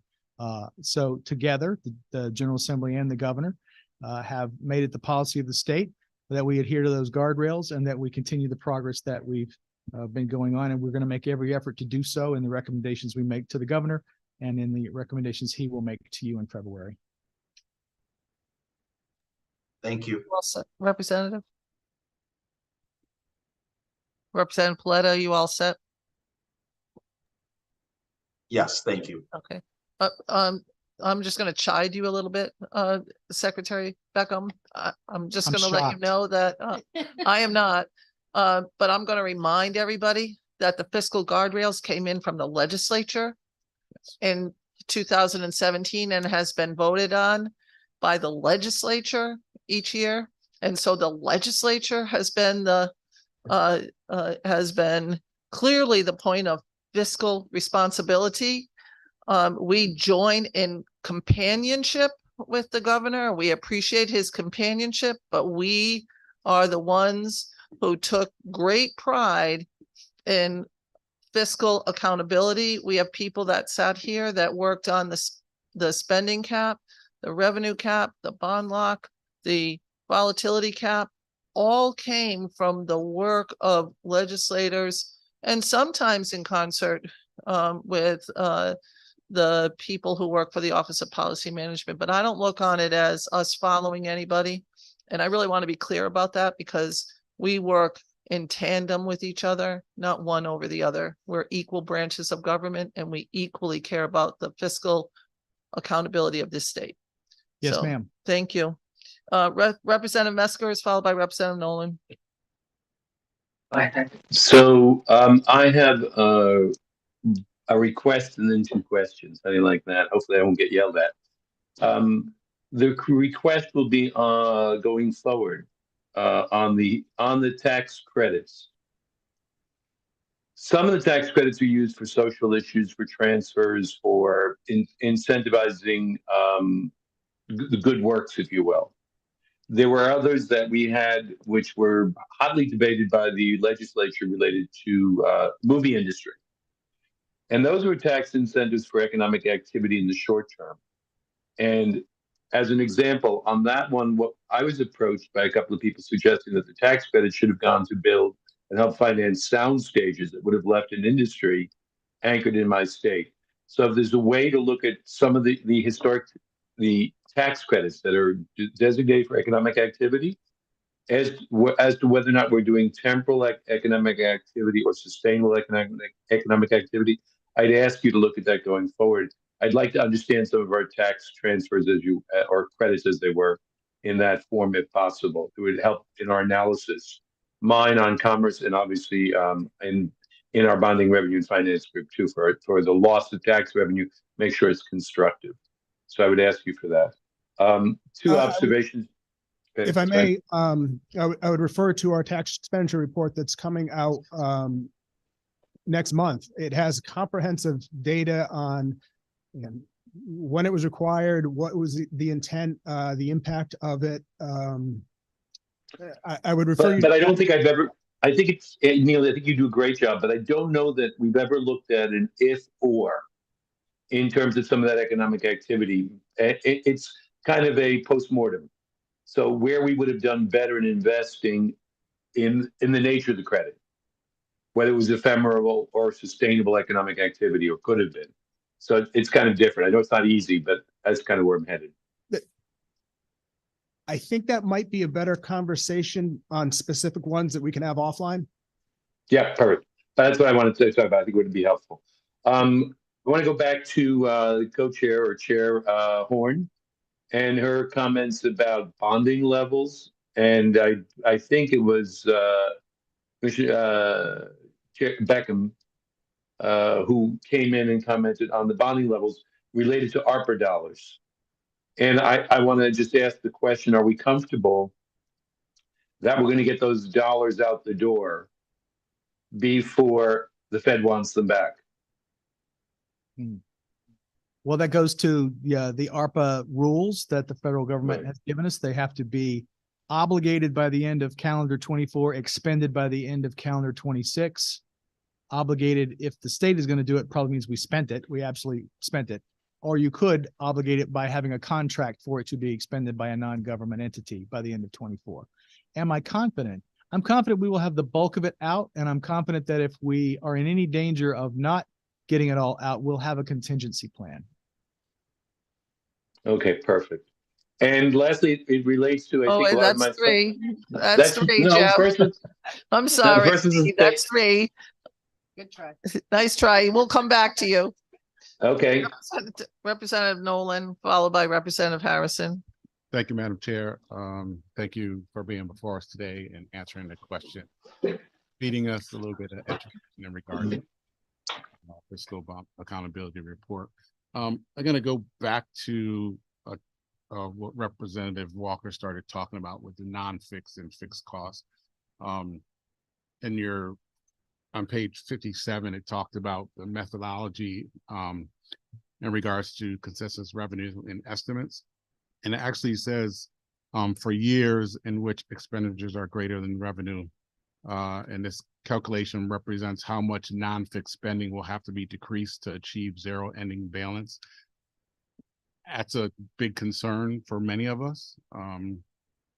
So my first question would be in regards to fixed costs and non-fixed costs. There are some things in the non-fixed cost side, like education, criminal justice, public safety, that are not fixed costs. Since we are a legislature, I'm hoping that there are some avenues or could be a plan talked about in regards to moving those non-fixed costs into fixed costs. So I would be looking to find out how we can do that, since as a legislator, we vote on those things.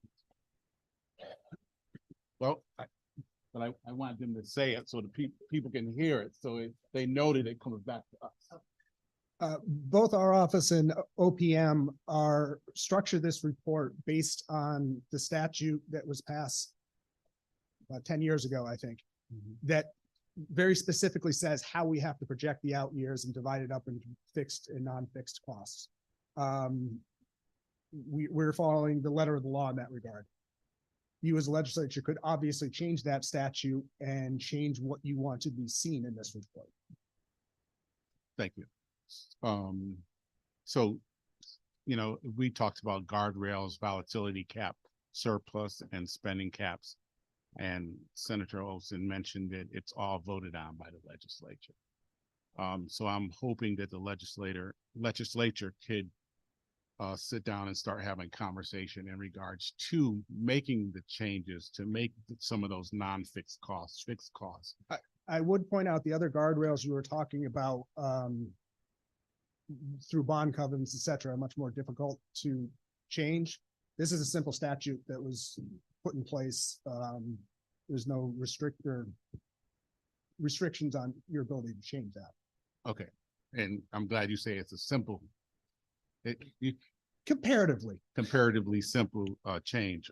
So I'm hoping that sometime in the not so distant future, this can be a better and bigger conversation, because non-fixed costs such as education should kind of be like a priority to our constituents, and that should actually be something that I would like to see considered a fixed cost, along with public safety and criminal justice. So hoping that conversation can start sooner than later. So I'll most likely be reaching out to try and talk to you about some language to make that happen. Thank you. Thank you. Representative Harrison, followed by Representative Callahan. Good morning. I'd like to follow up with Representative Uccio, and I do think that a report on where we stand with Medicaid is very important, and you said it's ongoing. When can we expect the final report? I didn't hear the last part of that. Can you repeat that? You guys online are really hard to hear today, so you might need to go closer to your computers. I'm not certain why that's so hard, but they didn't hear the last part of what you said, Cindy. Oh, my apologies. My question is, when can we expect to have that final report to use it and look holistically as we move forward with all the Medicaid issues. We can get you a detailed Medicaid cost driver analysis in a few days or weeks before Christmas. How about that? That's great. So that would encompass all that Representative Asking about the rate Uccio was study, requesting. that's a different issue. We won't have that. But we're asked for detail on cost drivers, which I can get you an analysis soon. Rate studies won't be done for some time. Oh, sorry, I think something kicked back. So I'm just trying to drill down. So the other report that you said is ongoing, when can we expect that one? I don't have that information. I would have to check with the DSS and DDS who are doing those studies. I think it would be important as we continue to move forward with a lot of these waivers and know exactly what's, holistically the whole thing. So sure would appreciate if we could move that forward. Thank you. So I believe that report's due back on February 1st. So, yeah, I think that the first portion of it, there's multiple years of it. So the first portion of it, February 1st. Very helpful. Thank you. Thank you, Representative Harrison. Representative Callahan for the first time. Thank you, Senator. For Mr. Ayers, in one of your slides, Mr. Ayers, you talked about we're seeing a sharp increase in migration to Connecticut. Do you have any insight to the causes? I believe that was actually the secretary's slide. Oh, I'm sorry. Put it on the wrong person. I don't think we have hard data on that, survey data. It would just be speculation on our part. The biggest local contributors were New York and Massachusetts. During the pandemic, there was a phenomenon of folks sort of fleeing the city, getting away from crowds, that kind of thing that might have contributed to it in somewhat, but I don't think we have hard survey data that points to exactly why we have a net in migration at this time, but it is good news. Okay, and then the second question, and then I'll be done as the rules state, Senator. Are we seeing that as a net positive or net negative for the state's fiscal outlook? I can tell you the credit rating agencies think it's a net positive. And then I'm done. I appreciate the answers. Thank you, Senator. Thank you. Up next for the first time is Representative Barry. Thank you, Madam Chair. Thank you. I love this stuff, so I appreciate all that you do. My question is in regard to the transportation fund. How will the push to electric vehicles affect the future revenue stream? And as a follow-up, do we have an alternative revenue source to fill that gap? I think any push to electric, whether it's a hybrid, anything, it's going to reduce the overall sales of motor fuels. And that's going to reduce tax revenue. I think it's not a new phenomenon. We've been seeing that. Both car I drive now gets much better mileage than the car I drove 10 years ago. I would defer to the policy question on alternatives. We, as always, be happy to help you develop your policies on alternatives, but we don't recommend them. I would add that the General Assembly and governors have recognized that the STF does need a diversified revenue base. That's why we added the 0.5% of the sales tax a couple of years ago to the resources of the STF. It's now the single largest resource in the STF, not related to motor fuels. But you're quite right. As we get more fuel efficient fleets, as well as changing to different kinds of vehicles, we will have to look for other sources of revenue. As I say, we're in the black for this biennium, so I don't need to make a midterm adjustment to take care of the STF for February. But next year, we will have to write a new biennial budget. We will absolutely have to confront that issue. Thank you.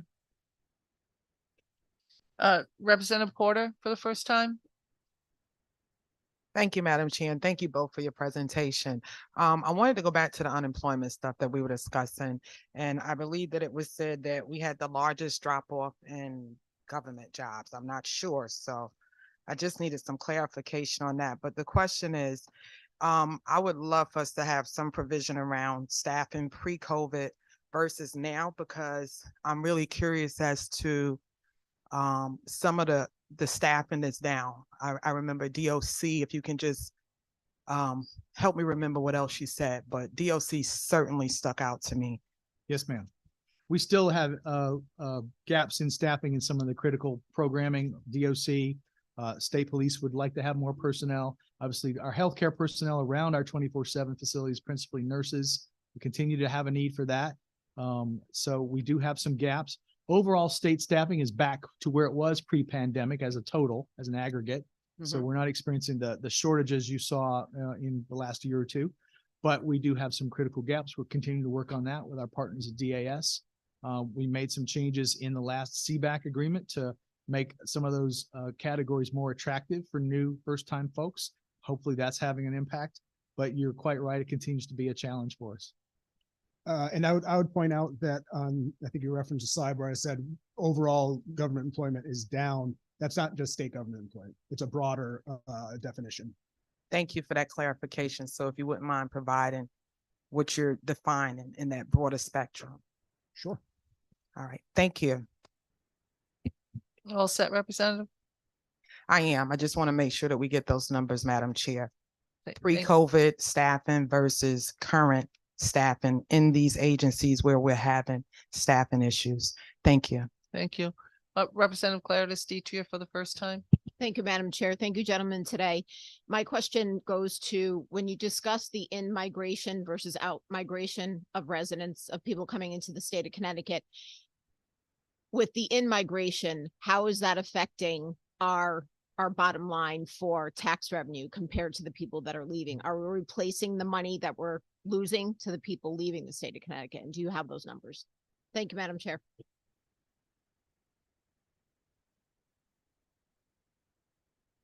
We're aware of some IRS data we can get you on that. It does replace it. Okay. We'll get you some IRS data on that. Okay, you don't have any preliminary Well, estimates for that? more people, net in-migration is a positive. Obviously, those folks have jobs. That's why they're moving here. They presumably have jobs to take and pay taxes on their income and pay sales tax, consume more goods. That's good.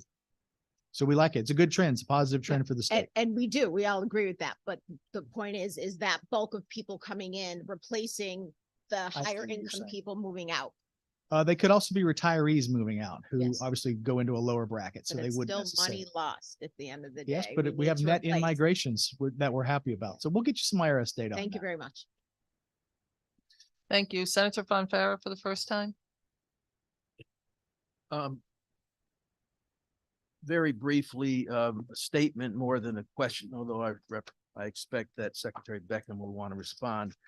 A lot of talk about changing the statute, and maybe we ought to change it to require that we have a better understanding of the state of our economy. This is a snapshot in time that this report presents, and knowing where we're going in terms of our economy would inform us a lot more. But I understand that that's not part of your responsibility here, but it should be something we ought to look at. I'm interested in knowing more about Secretary Beckham, the meeting with the rating agencies, and what they had to say about what their view is of Connecticut's fiscal condition. Senator, they're impressed with the progress that we've made in terms of our unfunded liabilities in the pension funds. They're impressed with the guardrails. And absolutely, I want to take Senator Austin's point. It was a legislative initiative in 2017 to enact the guardrails. Senator Fonfara was intimately involved in that as well. But they're impressed with that. They continue to be impressed with it. That's why I think we should defend them and keep them in place as long as possible. That saves us money too, by the way. The better credit rating you get, that's less you have to pay in terms of interest rates. So that's a savings to the general fund that can be deployed for essential programming. They continue, however, to point out that we are heavily indebted compared to our sister states, and that is a drag in terms of their outlook for us. But they have been recently impressed. We've gotten upgrades over the last several years from all of them. So we're making progress. They're impressed. We're not exactly where we want to be eventually. We've got to do more work. Thank you. Thank you, Madam Chair. Thank you. And Jeff, I know you've gotten those reports from the agencies. Can you send them to our Susan Keen and Bree so they can go out to both committees? I mean, the rating agencies reports when they come in. Yes, they'll Yes, come please. in, I think later this month. Thank you. We just met with them last week. Representative Kennedy for the first time. Thank you, Madam Chair. Thank you, gentlemen, for being here and for your presentation. I don't have a question, Madam Chair, but I just want to make a comment following up Secretary Beckham on what you just stated and some comments by Senator Austin earlier. If it weren't for the bipartisan work of the 2017 legislature, we really wouldn't be here. And I really think it's so important that to stress that, because if we had not done and made those fiscal guardrails and constraints, we really wouldn't be where we are today. We'd be in a different situation, I feel. So I just felt the need to say that. You had just mentioned that again, and I just wanted to stress that. Something I know it was a bipartisan, but I know it's something Republicans were screaming for a long time, many, many years. So I just want to give kudos to the 2017 legislature. At that time, I wasn't here then, but I do appreciate the work, and I'm sure the residents of the state of Connecticut appreciate it as well. So thank you, gentlemen, for your work. Thank you, Madam Chair. Thank you, Representative. And along the lines of asking for material, could you please send us the information? We talk a lot about bonded debt. Could you send us the information that shows how many states have county government versus us? When you're comparing us to other states with county government, that really gives us a false, not an apple to apple comparison. So if you could get that information for us, appreciate it. Up next is Representative Johnson online for the first time. 2 questions, Representative Johnson. I know she's there, but she's.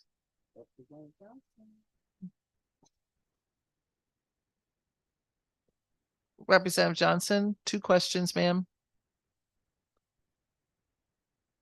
Hi there. Thank you so much, Madam Chair, and thank you both for your excellent presentations today. I have a quick question about the guardrails, and I wondered if you had an analysis as to which guardrails were working the best for us, and if we could have that information, I'd very much appreciate it. Representative Johnson, I'm not sure I understand that question. Okay, let me repeat it. So we have the spending cap, we have the volatility cap, we have the bonding cap. Which ones are the guardrails that have the impact that has shown the best fiscal outcome? We've always had the spending cap without good fiscal outcomes ever since Governor Weicker was our governor. But since we've added the volatility cap, we've made sure that when we have extra funding, we do pay off our debt. So what I'm asking you is which ones are the best? Yes, ma'am. I would say the volatility cap and the spending cap are critical. You're quite right. The volatility cap has insulated us from those estimates and finals and pass-through tax revenue streams, which are volatile. They do go up and down. In fact, our exhibits showed you how they've recently gone down. So we're insulated against a downturn. Had we not had that all been spent up against the spending cap, we'd be doing rescissions right now. We'd be doing deficit mitigation, but we don't have to because we have that insulation. So that's very important. It's also the volatility cap greatly supplied revenue to the budget reserve fund, allowing it to hit its threshold for what we call the waterfall, those extra pension payments that come out of it in good years, which itself has reduced general fund requirements for the ADEC, as we've shown in our slides. So the volatility cap has done a lot of work. It's very good. It's a great innovation. Few other states, if any, have it. I went to a conference not long ago and met colleagues from around the country who were budget officers. They were explaining to me some of their budget difficulties, and I said, well, you need a volatility cap, and I explained it to them.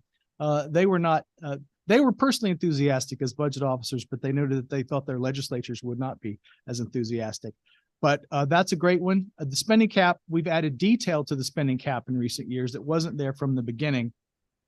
And as I indicated earlier, the current measure of the spending cap in the next fiscal year will be the growth in personal income. That is literally the means of our taxpayers to pay these bills. And so that is a practical and cap that we need to keep in mind. General Assembly extended those guardrails, which are secured by bond indentures now for the next 5 years. And so we mean to stick to those, and they've done great work for us. I would emphasize both of those, spending cap and the volatility cap. Thank you so much for that explanation. And I would like to be able to see the actual data, the information that shows the improvement since the volatility cap. The other thing that we did since we did the spending cap is we put every single thing inside the cap except for the debts that we owe. And this could have had a negative impact, or actually cost shifted the money that would be spent by the state for certain programs onto the local municipalities. Are you tracking that? Well, whenever we've added things to under the cap, that of course causes the cap to be rebased. So the principal is higher, larger number. In terms of what we're doing with municipalities, our exhibits show you the substantial increases we made in recent years to municipal aid in terms of the tiered pilot, in terms of the motor vehicle reimbursement. Overall, municipal aid has gone up quite a bit in recent years. It's certainly not getting smaller. So we are accounting for the needs of the municipalities in our budget. It's on budget now. You're quite right. It's under the spending cap, but it pushed the cap number up, the aggregate principal number up. We had to rebase it when we brought those municipal aid programs onto the appropriated funds in the Appropriations Act. Thank you so much for that. And I suppose I've exhausted my 2 questions. So I will wait, and I have one more to follow up with. Thank you so much. Thank you, Madam Chair. Thank you. Representative Santiago for the first time, followed by Representative Baumgardner for the first time.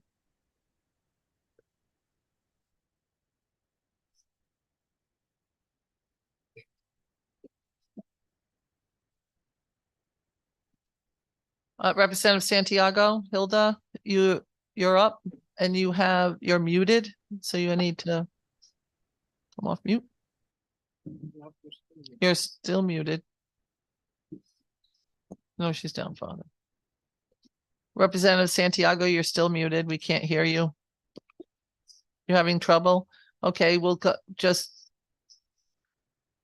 when you're all set on that side, we'll call you back. Representative Baumgardner.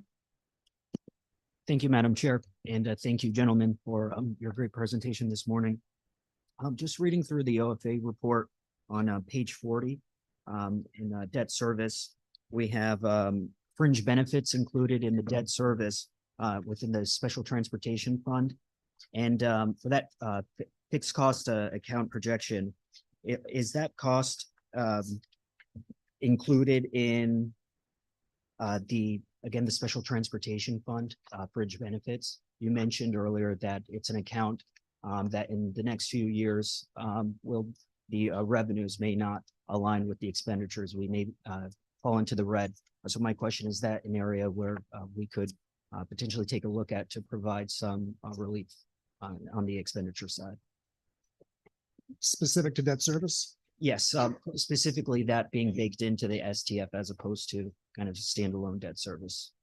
Of course, you have several options. As I said, we're projecting the STF to be out of balance depending on the year, but in a couple of years, and a large reason for that is the growth rate in debt service much exceeds the revenue.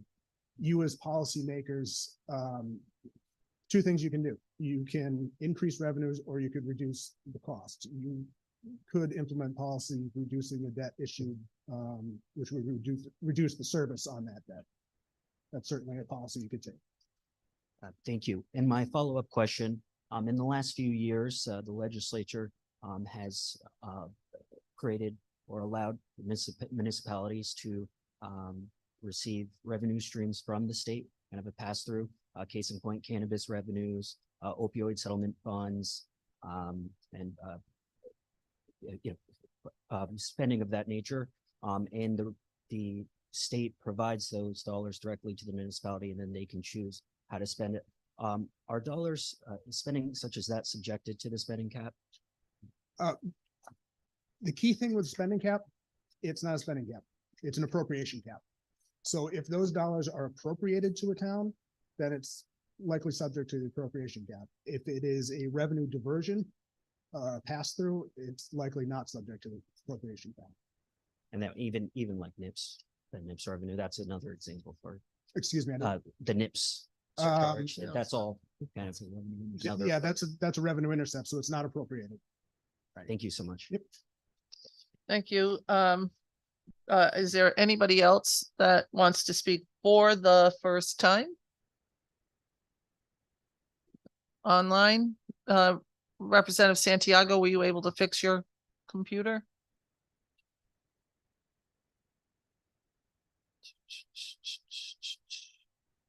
Okay, then we're gonna go start the second time around.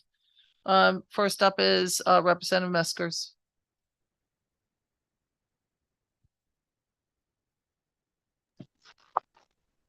Thank you, Madam Chair. My question is related to Medicaid costs for the state. And are you comfortable that we are maximizing reimbursement rates? It's particularly to the issue that I think Medicaid, we have one of the higher Medicaid populations in the state. We have a number of programs from the feds that are winding down. We're desperately looking to enroll people in Access Health. And are we looking at the analysis of the federal programs and maximizing the share and provisioning of federal resources into the state? Yes, we are. Page 40 of the Fiscal Accountability Report from OPM describes in some detail our efforts to preserve or maximize federal revenue. We're always looking for ways to come with opportunities for federal revenue and implementing services. We're currently working on implementing and enhancing the state substance use disorder service system, as well as amending the substance use disorder demonstration waiver. We've got ongoing efforts around DCF's Family First Prevention Services. And we are, in addition to looking to preserve and maximize federal revenue, our agencies who administer Medicaid have to devote some resources into just preserving the existing sources of federal reimbursement. The Federal Centers for Medicare and Medicaid Services has recently strengthened its compliance activities. And so there's some greater scrutiny underway these days. And so we have to spend some time and effort explaining and justifying these revenue items to the federal government. So those are ongoing efforts at all of our Medicaid, principally DSS, but all of our agencies who get reimbursement for any of their services under Medicaid.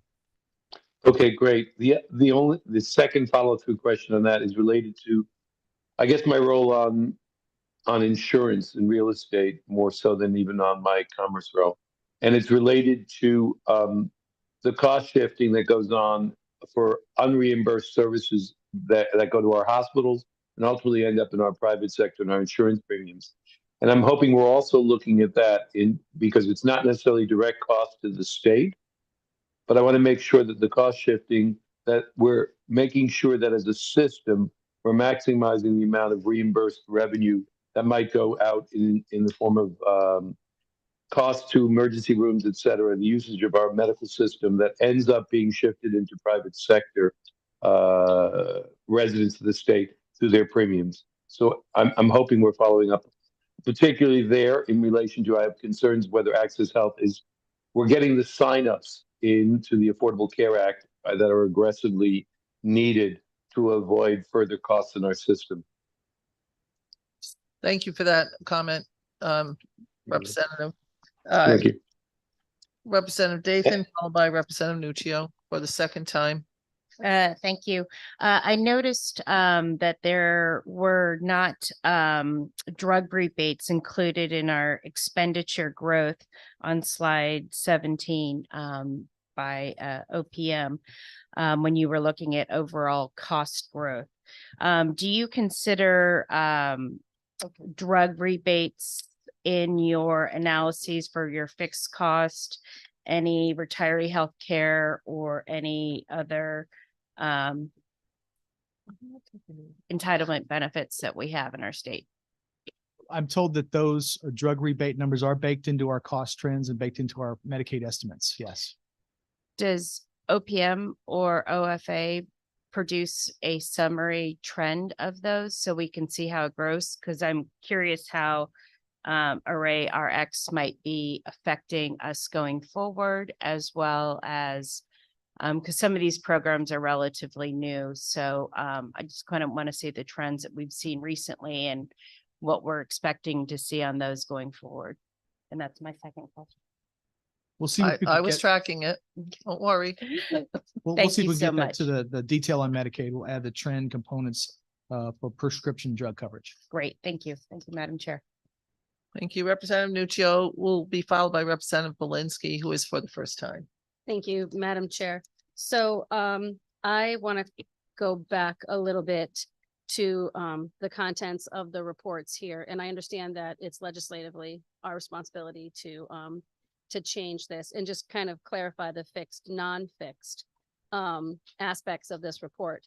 It's funny because when we were talking about this earlier, you know, I as an accountant, I'm like, you know, these are variable, they're not fixed. They're not fixed. You know, that only certain things are fixed and certain things are not. So it's not, to me, a matter of changing what is considered fixed and what's not fixed. I think it's more about creating a report that shows us, you know, we're looking at all different aspects here. We should be looking at revenues and expenses, fixed, non-fixed, variable, et cetera, across the board. So with that said, that's on us to fix that, which hopefully we will in the next session. But do we have anywhere this same sort of information, this same sort of review that shows us a total outlook of the fixed versus variable? And what is the total expense outlook for the state of Connecticut in comparison to our revenues expectation? I believe in our system. I'm going to confirm it. I'm always taxing your system, aren't I, Neil? Yes. We can produce a current service estimate as well, which is the more traditional pre the statute change. Okay, and Jeff, do you guys have that? Yes, ma'am. And you'll see our estimate of current services in February. It'll be part of our budget narrative. And we will absolutely lay out for you where we think expenditures and revenues are at that time. Do you have any kind of sneak peek before Nope. February? I'm not going to be here in February, so you know I don't know if there's any way to kind of get any kind of idea of like the total outlook. I can cut to the chase and tell you, I think that everyone over on this side of the room would tell you that if we included non-fixed cost in this report, it would exceed the revenue growth. It would not be less than the revenue growth. Okay, so see that's what's important to me. That's what I need to understand, especially because I'm not going to be here in February to see this information. I think we need to, this is, you know, like I say, when it comes to accounting, you know, you depending on which number you're looking at, you can paint Picasso's story, right? Like you can make the most terrible thing look beautiful just by focusing in on one area. This is not by any means any fault of the two of you, obviously. This is not a complete picture and narrative of what the state needs to consider with this next budget true up, and more importantly, in the next couple of years outgoing. We're seeing drastic downturns already in revenue and everything else. We need to account for that, which is why I think that the guardrails are as important as they are. So that was my first question, is I would really like to understand full picture, if I can, not just, you know, the one-offs here and there. The second question that I have is I'm going back to looking at the major drivers and looking at the entitlements. That is a fixed cost, but there is also differentiation between fixed costs of what is required federally from the state and then what the state passes itself, right? So within that fix, there are two different variables there, and we are going to get the breakdown, as you said. My question that I would also like you to answer, if possible, is in the state of Connecticut, 1.2 million people are on Medicaid. That is 1/3 of our population. Is that common in other states around that a third of their population are on entitlement Medicaid programs? I'd like to understand that, please. We will find that out. Thank you very much. Thank you. Up next is Representative Belinsky, followed by Representative Walker. Thank you. Thank you, Madam Chair. And thank you to Mr. Secretary and to the Director for these reports. And it's actually pretty sobering to listen to the walls that we might be coming to hit. My question is probably not going to be answerable, but I'd like to just invite conversation. The social service safety net is stretched right now. When you speak to folks in our hospitals and our social service agencies. There's, right now, the prevailing winds say that there's a lot of needs versus the resources that are available. So my concern is being sure that the federal government is doing its fair share to support our safety net. And I'm not certain how to say this in a gentle way, but Connecticut, and the rest of the country have seen an awful lot of folks come, and settle with us that have not yet become residents of the state of Connecticut. And with the assumption that that's happening everywhere, which it is there a way to quantify what portion of our Medicaid reimbursements or Medicaid payments and our overall social service safety nets, which are right now starting to yell for money, what portion of that might be going to folks that are not yet established as residents in the state of Connecticut?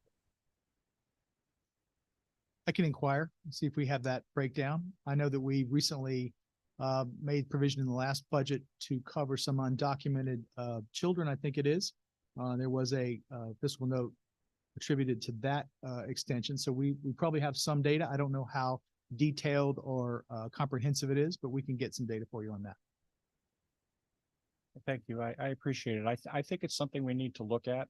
And if indeed it's a burden that is being externally forced, I just want to see that we develop strategies to work towards having that equitably responded to by the federal government. So thank you very much.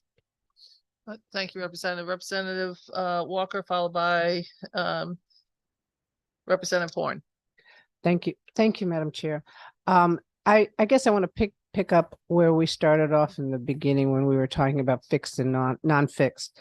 And Representative Nucci and I were having this conversation also, because it's very hard for us to determine the sanctity of what fixed is versus non-fixed for many people, because for us, education, if we don't have a solid educational system, the state of Connecticut will not be very successful. If we don't have a solid transportation system, or if we don't have a good criminal justice or public safety system, all of those things are critical. So when you talk about the fact that that there would not be, if we maximize everything that everybody wants between fixed and non-fixed, we would probably have to have a deficit mitigation. My concern, I think that's what you said. No, ma'am. I was saying revenue growth would not outpace all growth if you included the non-fixed growth. Okay. We would have to do deficit mitigation was if we didn't have the volatility cap, we'd be hitting the general fund revenue right now with I would call it a modest downturn. I think Representative Nucci said a drastic downturn. I would call it a modest downturn in revenue. So we have some challenges, but they're manageable given the guardrails and the tools that we have. And the fixed cost construct is only in the out years. It does not affect the current biennium. Those we project as we normally project. So as let's say revenues continue to stay up and we continually pay our pensions off, which is one of the big critical things that we are looking at what point do we then start to look at the amount of revenue that we're moving to pensions that are causing us also to deplete in the non-fixed costs, such as having to reduce education? Big one right in front of us right now is higher education and early childhood. All of those things are very critical. And right now, what are we up to? About 18% contributions for our pensions now. So when we look at what we've done a fantastic job. We're moving money into the pensions and paying them off. But you pointed out that we saved like $500 million in that. do we go and reapply it to those expenses that things that we feel need to grow in other areas so that we can make sure that we have a balance? You can, and you have, and you'll be able to for the next 25 years. You're Okay. saving that much money every year of the next 25 years because of the deposits we've already made into the pension fund. Okay. And I would add the whole fixed cost, non-fixed cost construct just applies to this report. It does not apply to your ability as decision makers to add or subtract from what is defined as fixed or non-fixed. It's honestly, it's for this day only. I so agree with you. And if I get one more text about, I want to understand why we have to have titles and labels for fixed and non-fixed, because we didn't write the law. I know. Thank you, Neil. You were Mr. Ayers in the beginning. Now you're Neil. He works And for we- you. I don't. Yeah. And we will be addressing that. I guarantee you. But I just worry that I like the idea of having stability in areas where we have not had those stabilities, but I also worry about creating instabilities in areas that we really can't afford in order to make the state of Connecticut solid. So I look forward to this next go round. Thank you. Thank you, Madam Chair. Thank you, Representative Horn, followed by Representative Cheeseman. Thank you, Madam Chair. I wanted to return to some of the conversation that you had with Senator Fonfara a minute ago, Secretary Beckham, about bond ratings in particular and how they have, saved us money in the budget. And I, like you, go to a lot of conferences where Connecticut gets sort of named as, most improved player for our recent policy, but with the then asterisk that, oh, by the way, your liabilities are still quite, substantial. And so I wondered, given that, and we are seeing the positive developments of our, bond ratings improve across the board, and that's saving us, actual money.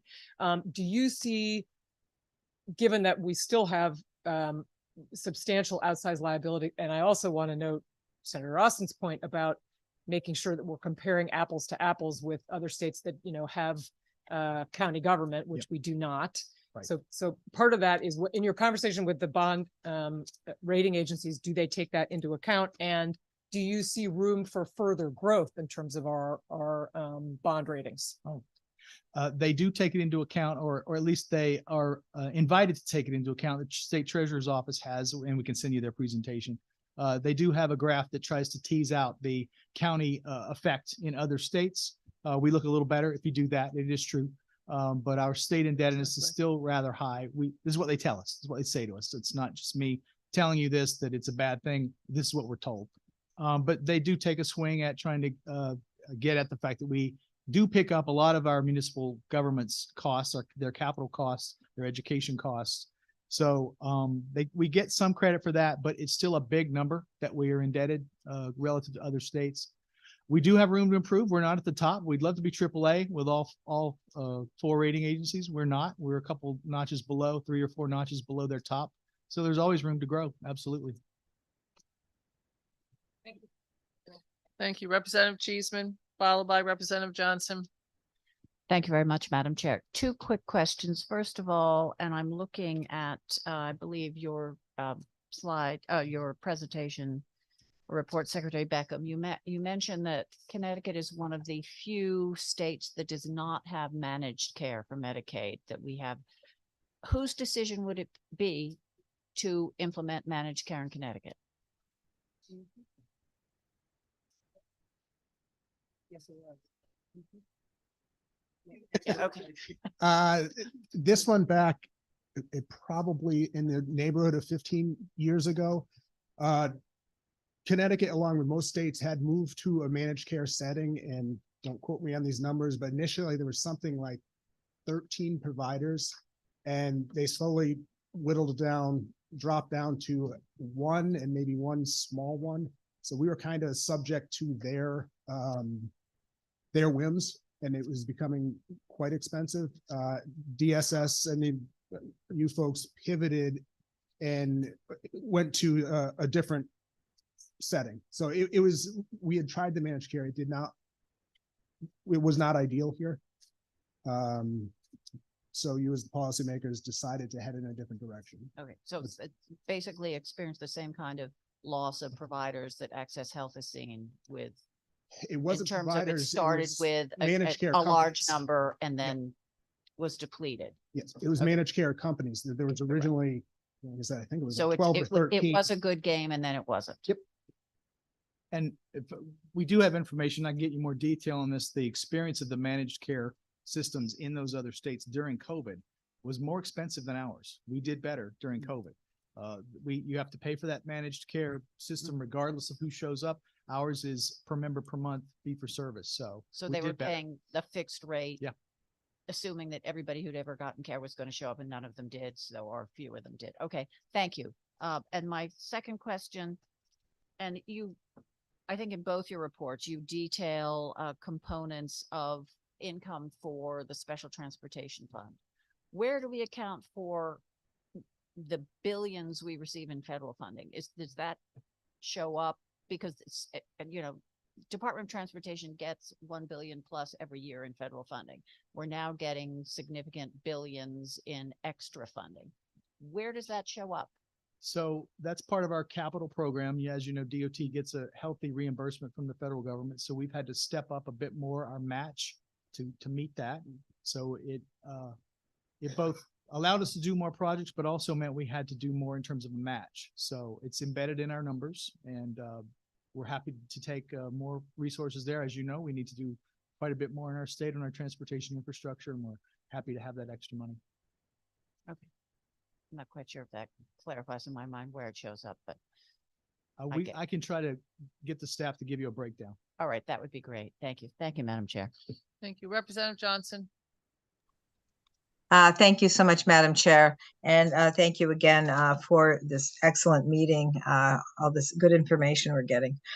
So I just wanted to follow up a little bit with respect to the changes that have occurred in the municipalities with respect to the spending cap and how we are under the cap, but a lot of the costs have been transferred to the municipalities with respect to special education after the PJ case, and the institutions were emptied and put in. We have halfway houses, we have group homes that don't pay taxes, we have state public housing that does not get any more payment in lieu of taxes since 2015. We have shelters now for homeless people that don't pay taxes. So the municipalities have taken on a huge, huge burden all throughout the state of Connecticut that once belonged to the state. And I guess that's what I'm referring to when we take a look at the spending cap. Yes, maybe the state is saving money, but some of this has been transferred to the municipalities. And I did go to Office of Fiscal Analysis, and I thank you so much for your good work. The approximate cost for the special education cost to the municipalities is about $1.2 billion. And also with respect to the properties that cannot collect any pilot money or don't get any money at all because they're tax-free, property tax-free, is about $1.6 billion. So this is a cost that used to be the states, and it's now been shifted to the municipalities. So I'm wondering, in terms of when we go back and look at the spending cap, when we go back and look at how we do the volatility cap, how are those values figured into this? And also, I feel like, although this is an excellent presentation, we never give consideration to the tax credits as an expenditure. And that is also something that has to be considered as we move forward with this analysis of the spending cap, which probably should include the tax credits as well. So that might be something we want to consider in the future. In any event, do you have any additional information with regard to those issues? With regard to the tax credits, that's part of the tax expenditure numbers that are in both our biennial report as well as embedded in the FAR report. As I said, it varies between $9 and almost $10 billion over the course of that report.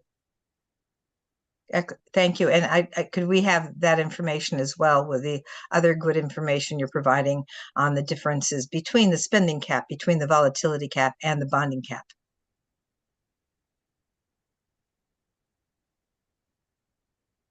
I'm not sure I understand that question. Differences between them? Yes. Yeah. The differences in terms of the impact on the budget. Yes. Okay. Oh, we can describe that. I think it Excellent. would be Yeah. difficult because a budget in the end is inherently a policy document that you folks decide what choices to make to fit under the various caps. I don't know if we could necessarily project what you would do, what choices you would make if those caps were not there. Like, Well, I'm just saying, I'm so sorry. I'm just saying, could you just tell us the impact of our current policies? That would be what I would be asking. So the impact of the volatility cap on the budget, the impact of the spending cap on the budget, and the impact of the bonding cap on the budget. Just how to just break it out. If you could break that out and give us the analysis there. Because I don't like speaking about the guardrails without understanding that there's 3 separate guardrails and they have different impacts. You're missing the revenue cap, Representative. I'm but- sorry. Go but ahead. This is different than the bond cap. So Mhm. you would like to have an analysis. Why don't you write that out for us that you want, and then we'll give that to the secretary and OFA, and they can respond to that. You can give that directly to Susan Keene. Excellent. Thank you so much, Madam Chair. I really appreciate it. Okay. There are no other questions now. We're not taking any other questions. We're all already a half an hour over our time frame. We are done. And I just want to say I appreciate all the work that both of you did and the people that work with you. I think that that's really helpful. And thank you very much. And everybody have a wonderful afternoon. Thank you.